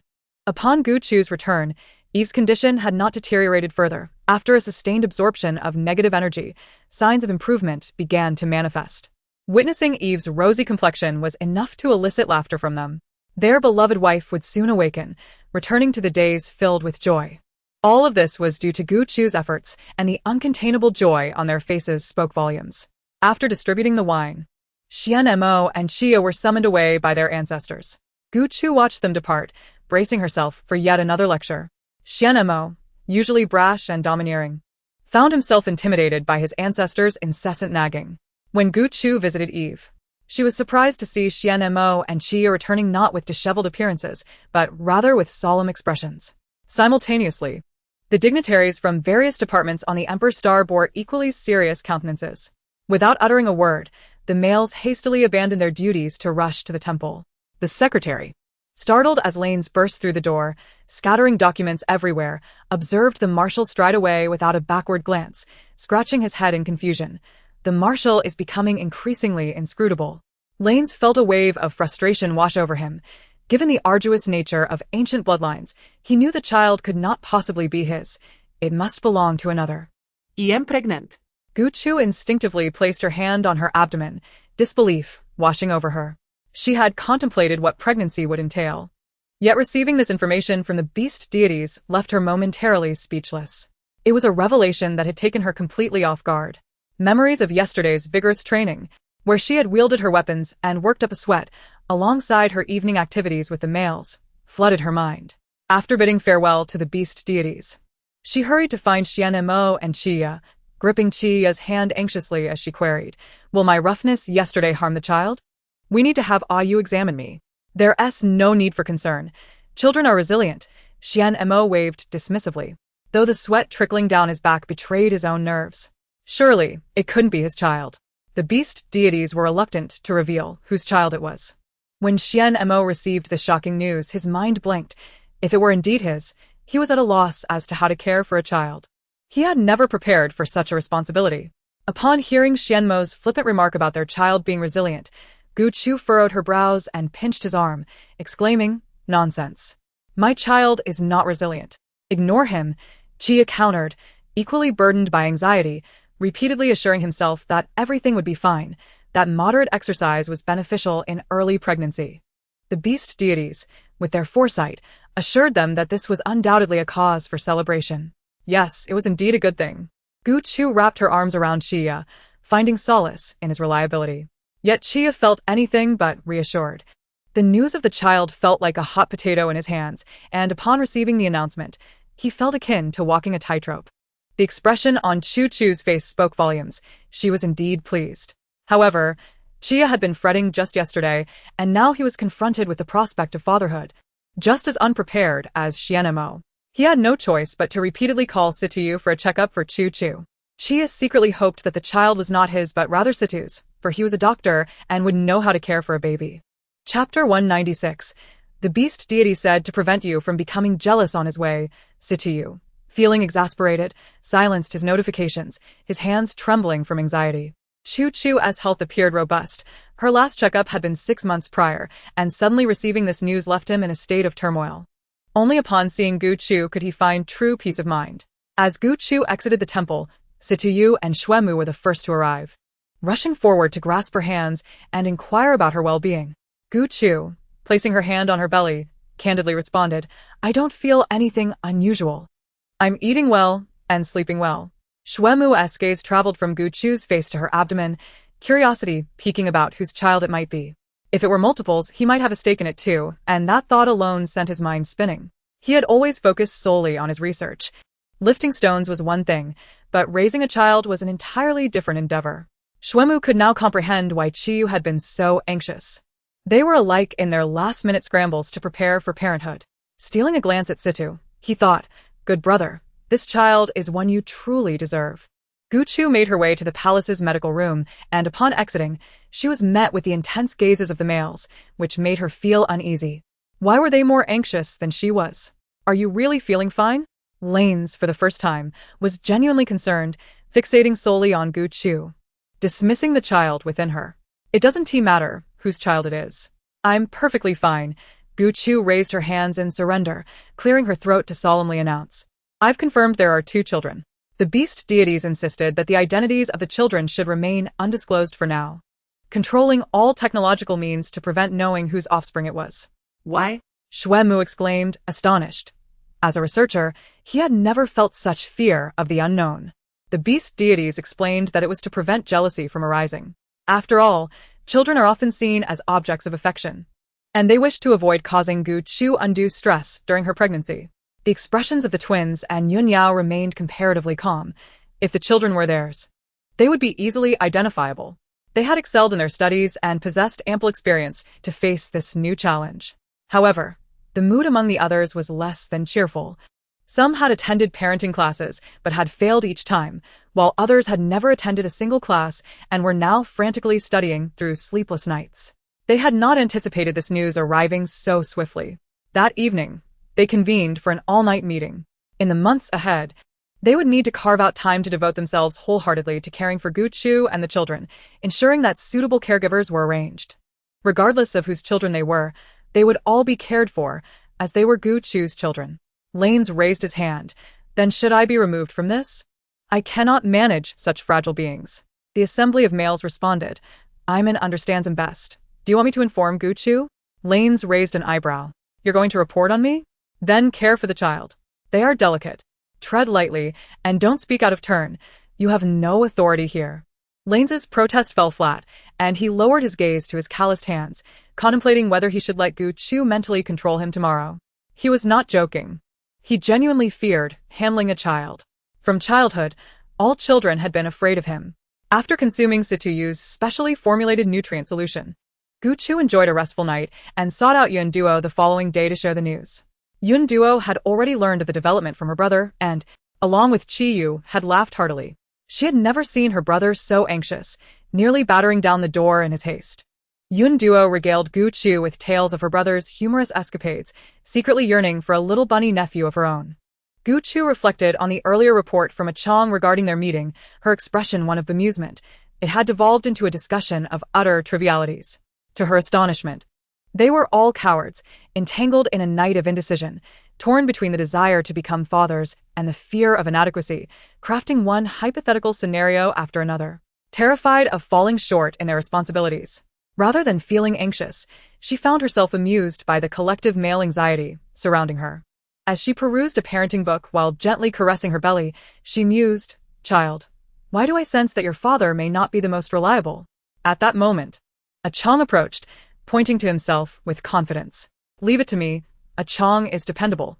Gu Chu's eyes sparkled with newfound hope as she clapped a Chong on the shoulder, exclaiming, "Truly, a Chong. Henceforth, the children shall rely on you." A Chong thumped his chest affirmatively, declaring, "Mission accomplished." Reclining in her rocking chair, Gu Chu gazed up at the azure sky and asked, "A Chong, do you think they will be good fathers?" To which a Chong replied, "Based on statistical analysis, they are sacrificing sleep to jointly shoulder the responsibilities of child-rearing education. Excluding Lanes and Xianmo, who have somewhat lowered the overall parenting standard, they are highly likely to be competent fathers." Gu Chu chút cờ sốc đi. You analyze from a data perspective, while I feel emotionally that they will succeed. Lanes, in truth, harbors little emotional depth. His refusal is merely verbal. If he truly wished to decline, no male could coerce him. His willingness to learn signifies that he has already accepted the prospect in his heart. Gu Chu's smile remained undiminished as she cradled her belly. The rocking chair gently swayed, and she gradually drifted into a blissful reverie, dreaming of a happiness akin to her current state. Epilogue. Everything was beyond expectation. All the males squatted in a half-circle, their eyes wide with astonishment as they stared at the fist-sized, speckled egg within the nutrient pod. Shuemu rested his chin on his hand, tilting his head in contemplation, struggling to discern whether it was his offspring. "Were you like this when you were young?" Lanes, perplexed as to why he was accompanying a group of males in such foolishness, replied sternly, "Professor Shuemu, that is an ovum. Who would know what their ovum looks like?" After soothing Gu Chu to sleep, Situyu observed their unceremonious gathering and struggled to suppress a grimace. After all, these were titans in their respective fields, yet here they were, so down to earth. Chia retorted to Lanes, "Did you not witness their appearance at birth?" At that time, Lanes had accompanied Gu Chu, unaware of when the two little ones had emerged as he was preoccupied with her restless slumber. "No," he replied. Yun Yao commented. "You seem to be overly analytical at times." Xian Mo fixated intently on the eggshell, attempting to glean some insight, but after a prolonged sigh, he relinquished his quest. "Someone should claim it." Lanes remained calm and assured. "It cannot be mine. My lineage is unique, and I would sense its presence." The twins, without a second thought, stood to return to care for Chu Chu, stating, "It is impossible that it is ours. We have seen the old photographs. They do not resemble this." Yun Yao pondered for a moment and concluded that his likelihood was slim as well. "My nephew does not resemble this either." Thus, the four of them prioritized their own exclusion from the conversation. The remaining few exchanged glances, particularly Xian Mo and Chia, who felt an immense pressure. Knowing they were the least capable of caring for children, fearing chaos would ensue. During this period, they experienced the most anxiety. Shuemu and Sitiu, on the other hand, felt a hint of anticipation, hoping to share a child with Chu Chu. As the time for the eggs to hatch approached, this group of males appeared even more anxious than Gu Chu herself. The ones who claimed indifference were quite honest in their bodies, checking daily on the children to see if they had grown or changed in any way.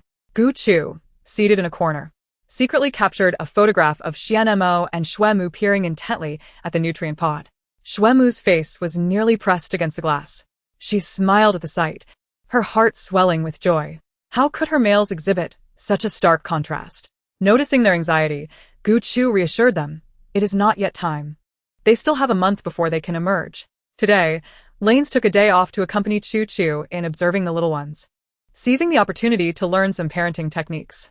His gaze was fixed on one of the nutrient pods, and he felt an unusual sensation regarding the lightly patterned ovum. Recently, he had been feeling peculiar, even dreaming of Chu Chu transforming into a half-human, half-snake figure entwined with him, a phenomenon that had never occurred before. Chu Chu had shared apocalyptic tales with him, discussing metaphysics, reminiscent of what she had termed dream guidance. This left his heart racing once more. Could it be? Gu Chu looked up to find Lanes lost in thought, a contemplative expression on his face. "What troubles you, Lanes?" "I was pondering whether it might just be my child." "Why such a sudden thought?" "It's merely a feeling." "Isn't that rather delightful?" "Not quite. I am not adept at child-rearing." Gu Chu smiled, "But we have a Chong. Our family would be in disarray without a Chong." A Chong, with a stiff demeanor, lifted his head toward the nutrient pod, a flicker of red light gleaming in his eyes. When everyone had departed, only a Chong and the sleeping Huanwan remained in the nursery. Ever since the children were born, Huanwan had not clung to Gu Chu, instead choosing to stay in the nursery every day. In the early hours, a Chong rang the doorbell to Gu Chu's room. Lanes, his eyes glowing with a mysterious light, adjusted the blanket around the person nestled beside him, coaxing her to continue sleeping. "I will go." Gu Chu shrank her head, struggling to open her eyes but ultimately succumbing to slumber once more. Lanes donned a coat to cover himself and went to answer the door. Upon seeing a Chong with a small bundle in his arms, he stood frozen in shock for a moment. A Chong handed the child to Lanes, exclaiming, "Congratulations, Chu Chu." "Congratulations, Lanes. It's a female baby, according to the tests." "This is your child, Marshal Lanes." Lanes stood in stunned silence, stuttering, "Be birthday was born? Mine? This must be a mistake." He gazed at the infant in his arms. A female baby? His mind was a cacophony of confusion. He had never envisioned this child as his, let alone a daughter. The meticulously planned training regimen shattered like glass upon impact. A Chong, striving to comprehend Lanes's words, replied, "Everything proceeded according to plan. The child has been thoroughly examined and is in excellent health. Professor Situ and the other males have been notified." Lanes's mind was blank as he unconsciously cradled the child. Once he regained his senses, he found himself seated at the edge of the bed, where Chu Chu, clad in Lanes's white shirt, was joyfully engaging with the infant.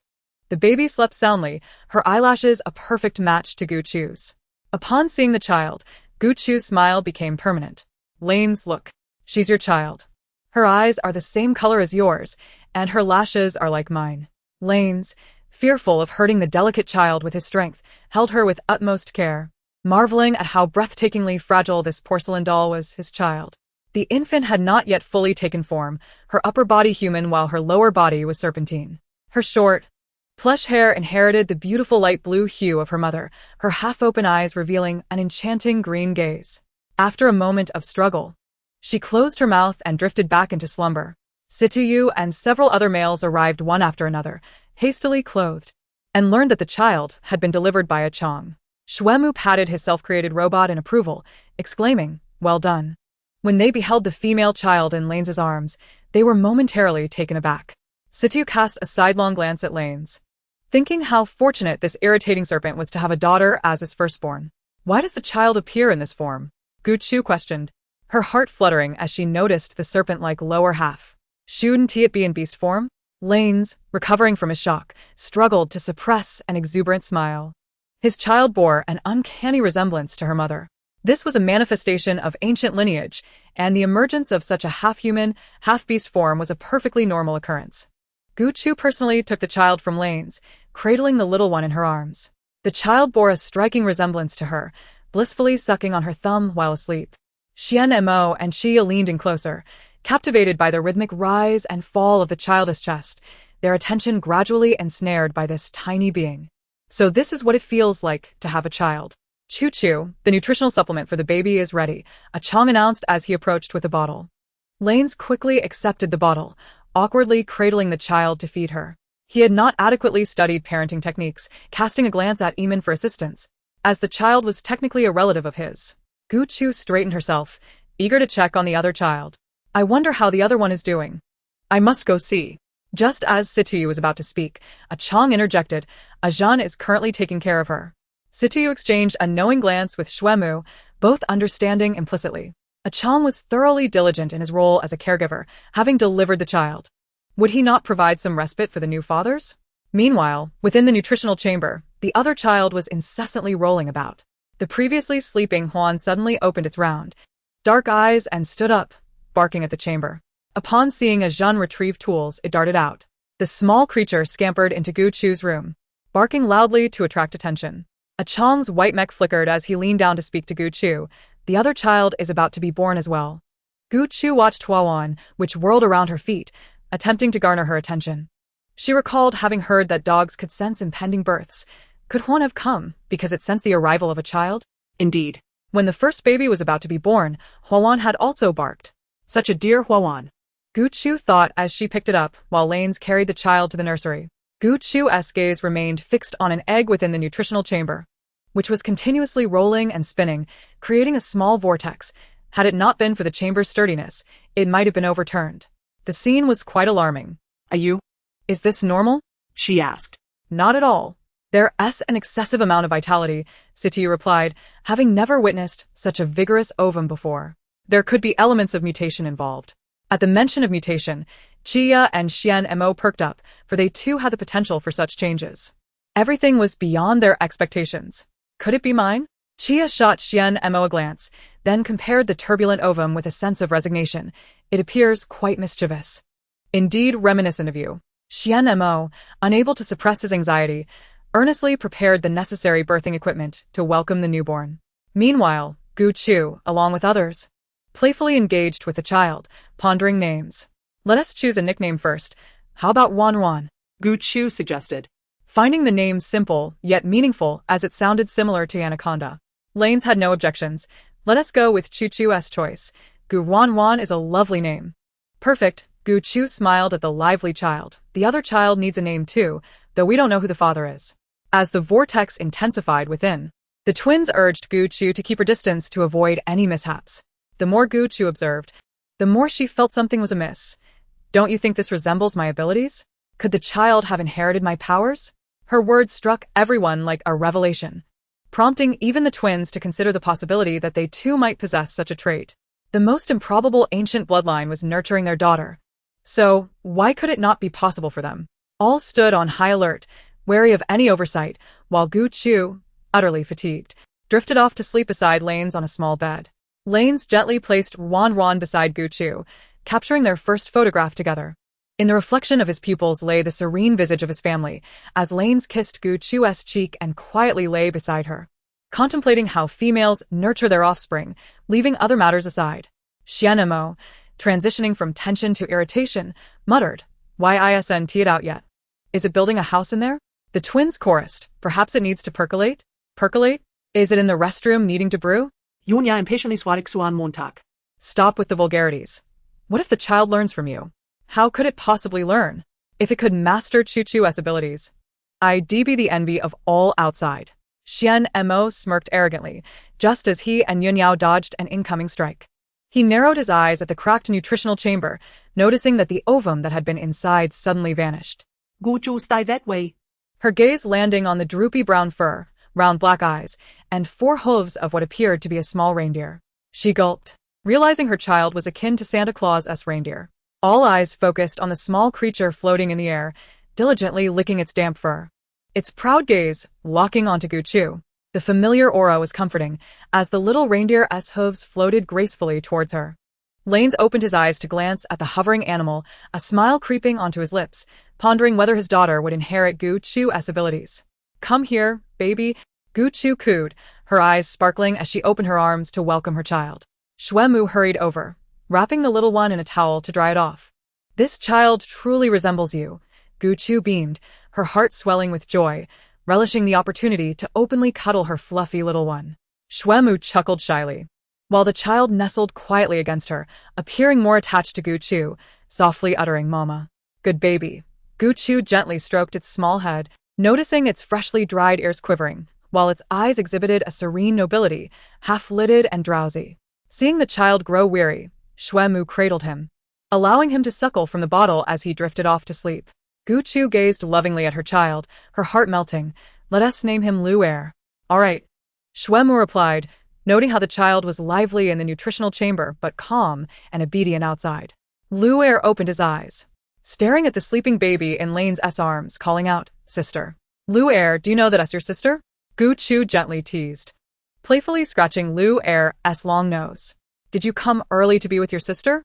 Lu'er seemed to comprehend Guchu's words, calling out for his sister, once more. According to embryonic development timelines, Lu'er was indeed the elder brother. Situyu finally seized the moment to interject. Lu'er and Wanwan are somewhat special. Lu'er's awareness is more advanced than that of a newborn, and the ovum is likely more sensitive to the outside world, possibly sensing Wanwan's arrival, prompting his desire to join. Wow, Lu'er, you're amazing. Guchu praised him, observing as he struggled to keep his eyes open, glancing at the crib where the 2 caretakers were taking the baby for a rest. Guchu looked over with a hint of nostalgia, realizing she was indeed a mother now. She casually wrapped her arm around Situyu's, sighing, This feeling is quite lovely. Situyu was taken aback, scrutinizing Guchu with newfound seriousness. The other males turned their attention to Guchu, wondering if she truly enjoyed this. Perhaps having a child was indeed a wonderful experience. 15 years later, Guchu would be seated in a rocking chair, cradling her little winged tiger and kitten, listening to Xian Mo's complaints about their past desires for children. I never imagined I'd be the last one, Xian Mo lamented, enviously noting that Lanes had a daughter while he lagged behind, secretly seeking a doctor to test for any issues on his end. He had feared his reproductive genetic sequence might have been compromised. Guchu, suppressing a smile, finally burst into laughter, buried in his embrace. Xian Mo, you truly have a knack for being the comic relief. You little rascal, do you have any conscience left? Xua montake taught. Tightening his hold around her waist and planting a firm kiss as compensation. Chia glanced over, turning away. Forget it. Out of sight, out of mind. The commotion surrounding the winged tiger was hardly a recent development. With her fox ears peeking through her blue and white hair and 9 silvery plush tails swaying gently, a small female, around 7 or 8 years old, hid behind Chia, stealing glances at Xian Mo with her beautiful eyes, mirroring Guchu's enchanting gaze. She was utterly perplexed by Xian Mo's actions. Upon her birth, Yer was bestowed the title of Nine Tails, the first female of the fox-tail clan in history. She inherited her mother's beauty and extraordinary abilities, which brought tears of joy to Elder Dan, who dotes on this little granddaughter to an unparalleled degree. With a childish lilt, Yer pointed accusingly at Xian Mo, exclaiming, Daddy, Uncle Xian Mo is monopolizing Mommy again. Be good. Your Uncle Xian Mo is just having one of his episodes, ignore him. When encountering such males, a simple slap will suffice. However, he's doing something wrong to Mommy. Chia paused, internally lamenting Xian Mo's lack of discretion in his actions. This was difficult to explain, and might lead the child astray. What should one do when faced with a rogue male? Only a husband is permitted. All other males are off limits. Chia began to impart her wisdom, Contemplating asking Ran to assist her sister in providing some safety education. Gu Chu pushed Xian Mo away, casting him a disapproving glare. There's a child present. Xian Mo rubbed his nose, casting down his gaze to meet the curious eyes of the little kitten watching him intently, covering its eyes with one hand. Perhaps due to their shared bloodline, the child had inherited the same eye color as his. Not only did he have a little tiger, but now a little kitten as well. After more than a decade of anxiety, he felt an overwhelming sense of fulfillment as he embraced Gu Chu, leaning against her shoulder. He had once rolled in the mud, living amidst darkness and blood, and now the unimaginable had all come to fruition. Lowering his gaze, he held Gu Chu's hand and softly murmured, "I love you, Gu Chu." Epilogue. Return 1 boss. The new vaccine has succeeded. The cure rate among this batch of victims has reached 100%. Despite Chao Yu's exuberant exclamations, Yan Wu gazed up at the sky, seemingly indifferent. It had been nearly 30 years since he last laid eyes on Gu Chu. Watching the increasing number of birds in the sky, he would often find himself inadvertently reminded of Gu Chu's departure, as free-spirited as a bird breaking its chains. He had been searching for her, yet she had vanished like the wind, leaving no trace behind. He could still recall the man beside Gu Chu telling him he was too weak to stand by her side. Now, with advancements in scientific research, he had undergone further mutations, extending his lifespan from several decades to over 2 centuries. The ravages of time had left little mark on his exterior. As the population steadily grew, Yan Wu grew disinterested in political affairs, gradually retreating and entrusting matters to Chao Yu and Meng Jiao. Yet whenever they had an issue, they enjoyed pestering him with trivialities, which he found tiresome. "I'm leaving Shangning City tomorrow." At Yan Wu's low murmur, Chao Yu paid it no mind. After all, leaving was a common occurrence. However, Meng Jiao sensed something amiss in Yan Wu's contemplative demeanor. "Where are you going?" "I'm going to find Gu Chu." The moment those words escaped his lips, both Meng Jiao and Chao Yu froze. After searching for 30 years, had Yan Wu not given up? This longing seemed excessively burdensome. Meng Jiao shot a glance at Chao Yu, signaling him to step aside. She had something to discuss with Yan Wu. Once alone, she could no longer contain herself. "This version of you, boss, is far too pitiful, lacking the spiritedness of your earlier days." With a ruthless tone, she shattered his daydream. "Boss, you have thought of Gu Chu every moment for decades, but she has never returned.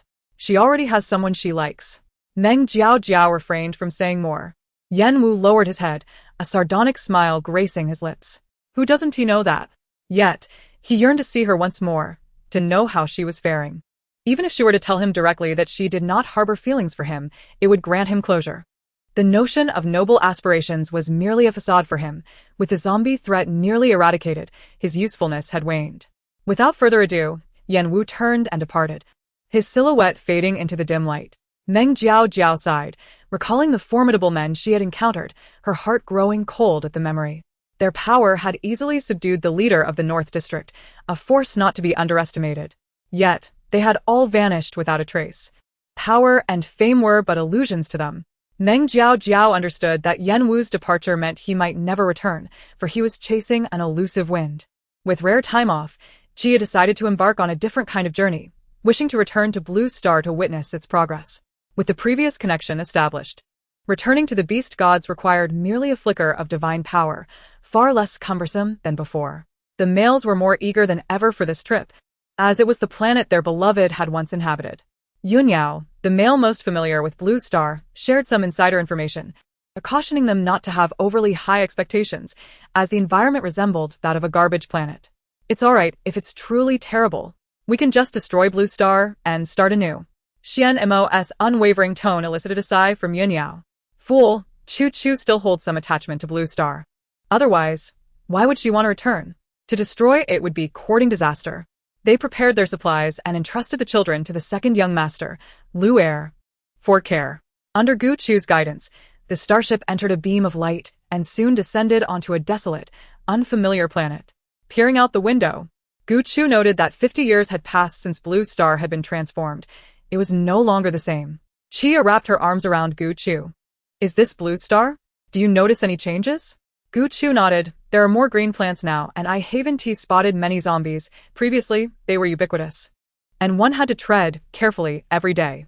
I was fortunate to have mutated rather than being bitten to death." "Those things are indeed repulsive," Xian Mo remarked disdainfully. They were once human. Of course they appear human, C2U retorted, confronting Xian Mo. The twins exchanged glances, aware that after all these years, Xian Mo still struggled to speak kindly. It was only because Chu Chu spoiled him, claiming he was the mood stabilizer. Otherwise, he would have faced a beating long ago. And not just once. This time, C2U intended to bring back some virus for research, having previously left behind a simple vial of antidote as per Gu Chu's advice. That antidote could expedite their medical advancements, and whether it would succeed depended on their researchers. After observing for some time, he noted that the number of zombies had significantly decreased compared to their last visit, suggesting improvements had been made. They arrived at the city where Gu Chu was born, disembarking from the starship and walking stealthily. The area had long been abandoned, devoid of life, as everyone had retreated to the cities with shelters. Gu Chu gazed at the remnants of old objects, reminiscing and sharing amusing stories from her university days. She cherished riding her bicycle along the university paths, flanked by trees adorned with fluttering bauhinia flowers. The twins surveyed their surroundings. The lack of vibrant bauhinia flowers and asphalt roads rendered the landscape shabby. Seeing the sorrow in Gu Chu's eyes, they took her hands, silently resolving to find seeds of the bauhinia flowers so she could ride a bicycle once more. But what was a bicycle? Gu Chu discerned the emotions reflected in their gazes. Having spent so much time with the twins, she instinctively understood their silent communication. Back when the virus had not yet erupted, the environment was splendid during my university years. Gu Chu retrieved her old phone, scrolling through photographs. While there were few pictures of herself, scenic views dominated. The stark contrast between then and now was undeniable.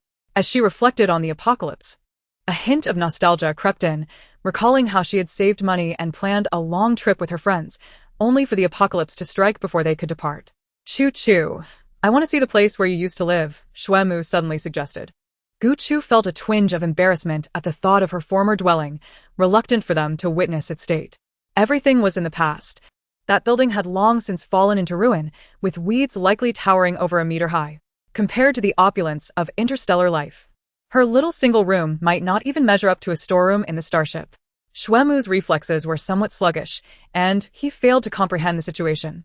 Nevertheless, since Chu Chu had expressed her desire, he decided to accompany her to her cherished places, with the primary aim of understanding her preferences. Gu Chu? That name, long unheard, resonated in Gu Chu's mind like a distant thunderclap, momentarily startling her. Following the sound, she turned to see a figure emerging from a dilapidated house. It had been ages since she last laid eyes on Yanwu, whose once youthful visage now bore the subtle marks of age, a testament to maturity that replaced some of his boyish charm. Yanwu? Yun Yao instinctively shielded Gu Chu behind him. How was this man still alive? A faint smile played on Yanwu's lips. He had always known of Gu Chu's attachment to her city, having scoured numerous locations before ultimately settling here. The sight of Gu Chu reignited a long-dormant heartbeat within him, even amidst the formidable individuals surrounding her. Gu Chu, I knew you would return. Chu Chu. Yun Yao was reluctant to allow Gu Chu to draw near to Yanwu. The sentiments this man harbored were akin to their own, albeit tinged with an obsession that was less about love and more about an unwillingness to yield. I know what to do, Gu Chu reassured, pressing down on Yun Yao's arm. Her emotions stirred at the sight of Yanwu, yet it merely evoked memories long past. In a side story, a return to the past, who were Gu Chu's companions. Yanwu was far more cautious than the twins, noticing the multitude of unfamiliar faces surrounding Gu Chu, including a man whose presence she had never encountered before. Gu Chu greeted Yanwu with a decorum befitting a diplomatic guest. It has been a long time. I have merely returned for a brief visit, never anticipating that you would still be alive. An ability user bitten by a zombie typically had a lifespan of only a few decades. He should have perished long ago. A second mutation, Yanwu stated simply, feigning indifference as he observed Gu Chu, his gaze devoid of the emotions he felt for her, starkly different from how he regarded the man at her side. She appeared to him as a stranger. From the moment Gu Chu witnessed the transformation of her surroundings, she had understood that this planet was evolving for the better. The two stood in silence, Yanwu gazing deeply into Gu Chu's eyes, his lips moving slightly as if on the verge of speaking, yet choosing to remain silent. She had not changed at all. Indeed, she seemed more spirited than before, her eyes sparkling with a playful glimmer, her demeanor far more youthful and lively than the serious, mature persona he had first encountered. Noticing their silence, Dao Lian tugged at Gu Chu, wishing to depart. He and Cole shared a mutual dislike for the way Yenwu looked at her, an expression reminiscent of a rival's longing. Yun Yao lingered at the rear, gesturing at Yenwu to cease his pursuit. Yenwu's hand hung in the air, suspended mid-motion. He had much yet to convey to Gu Chu. Upon seeing the man beside her, a self-deprecating smile graced his lips. It dawned on him that he was nothing but a fool. With that thought, Yenwu turned away. The answer he sought had been found. Regarding Yenwu's identity, Gu Chu briefly explained to her companions. Cole was indifferent to Yenwu, focusing instead on Gu Chu's life. This planet is riddled with so many perils. Why has Chu returned? There are also beautiful memories, Gu Chu replied, leaning against Cole as they sat on a large rock, pointing to a dilapidated building across the way. I earned my way into university through hard work. I feel quite accomplished. You have always been remarkable, Cole affirmed. Gu Chu nestled against his arm. You all have overshadowed my abilities by taking on all the tasks. But isn't that how it should be? Cole queried, not quite grasping her sentiment. The obligation to ensure the well-being of one's spouse. You all provide me with a profound sense of security. Da Lian approached with drinks in hand. Is this what you enjoy? I appreciate my current self and cherish all of you just as you are. There's no need for pretense. Da Lian could not suppress a smile. Being oneself. Loving Gu Chu is indeed being true to oneself. Da Lian's words seemed sweetened by honey, likely a result of the playful lessons imparted by their ancestors. They had distanced themselves from the university and set up a campfire in a seemingly suitable location for a picnic. Yun Yao and the others dispersed to clear the vicinity of zombies to avoid disturbances. As Situ tended to the fire, he recounted an old tale. Do you still remember your adoptive parents, Chu Chu? Them? Gu Chu struggled to recall their faces. So much time had passed, leaving only lingering negative emotions. I once attempted to find them, but to no avail. I believed they perished in the zombie tide. They were ordinary people, and survival in this apocalypse was an arduous task. They fell victim to Lin Shushue, he added. Before we arrived, the beast god conveyed a message. They and their son sold your information to her for money, fearing exposure. They were killed.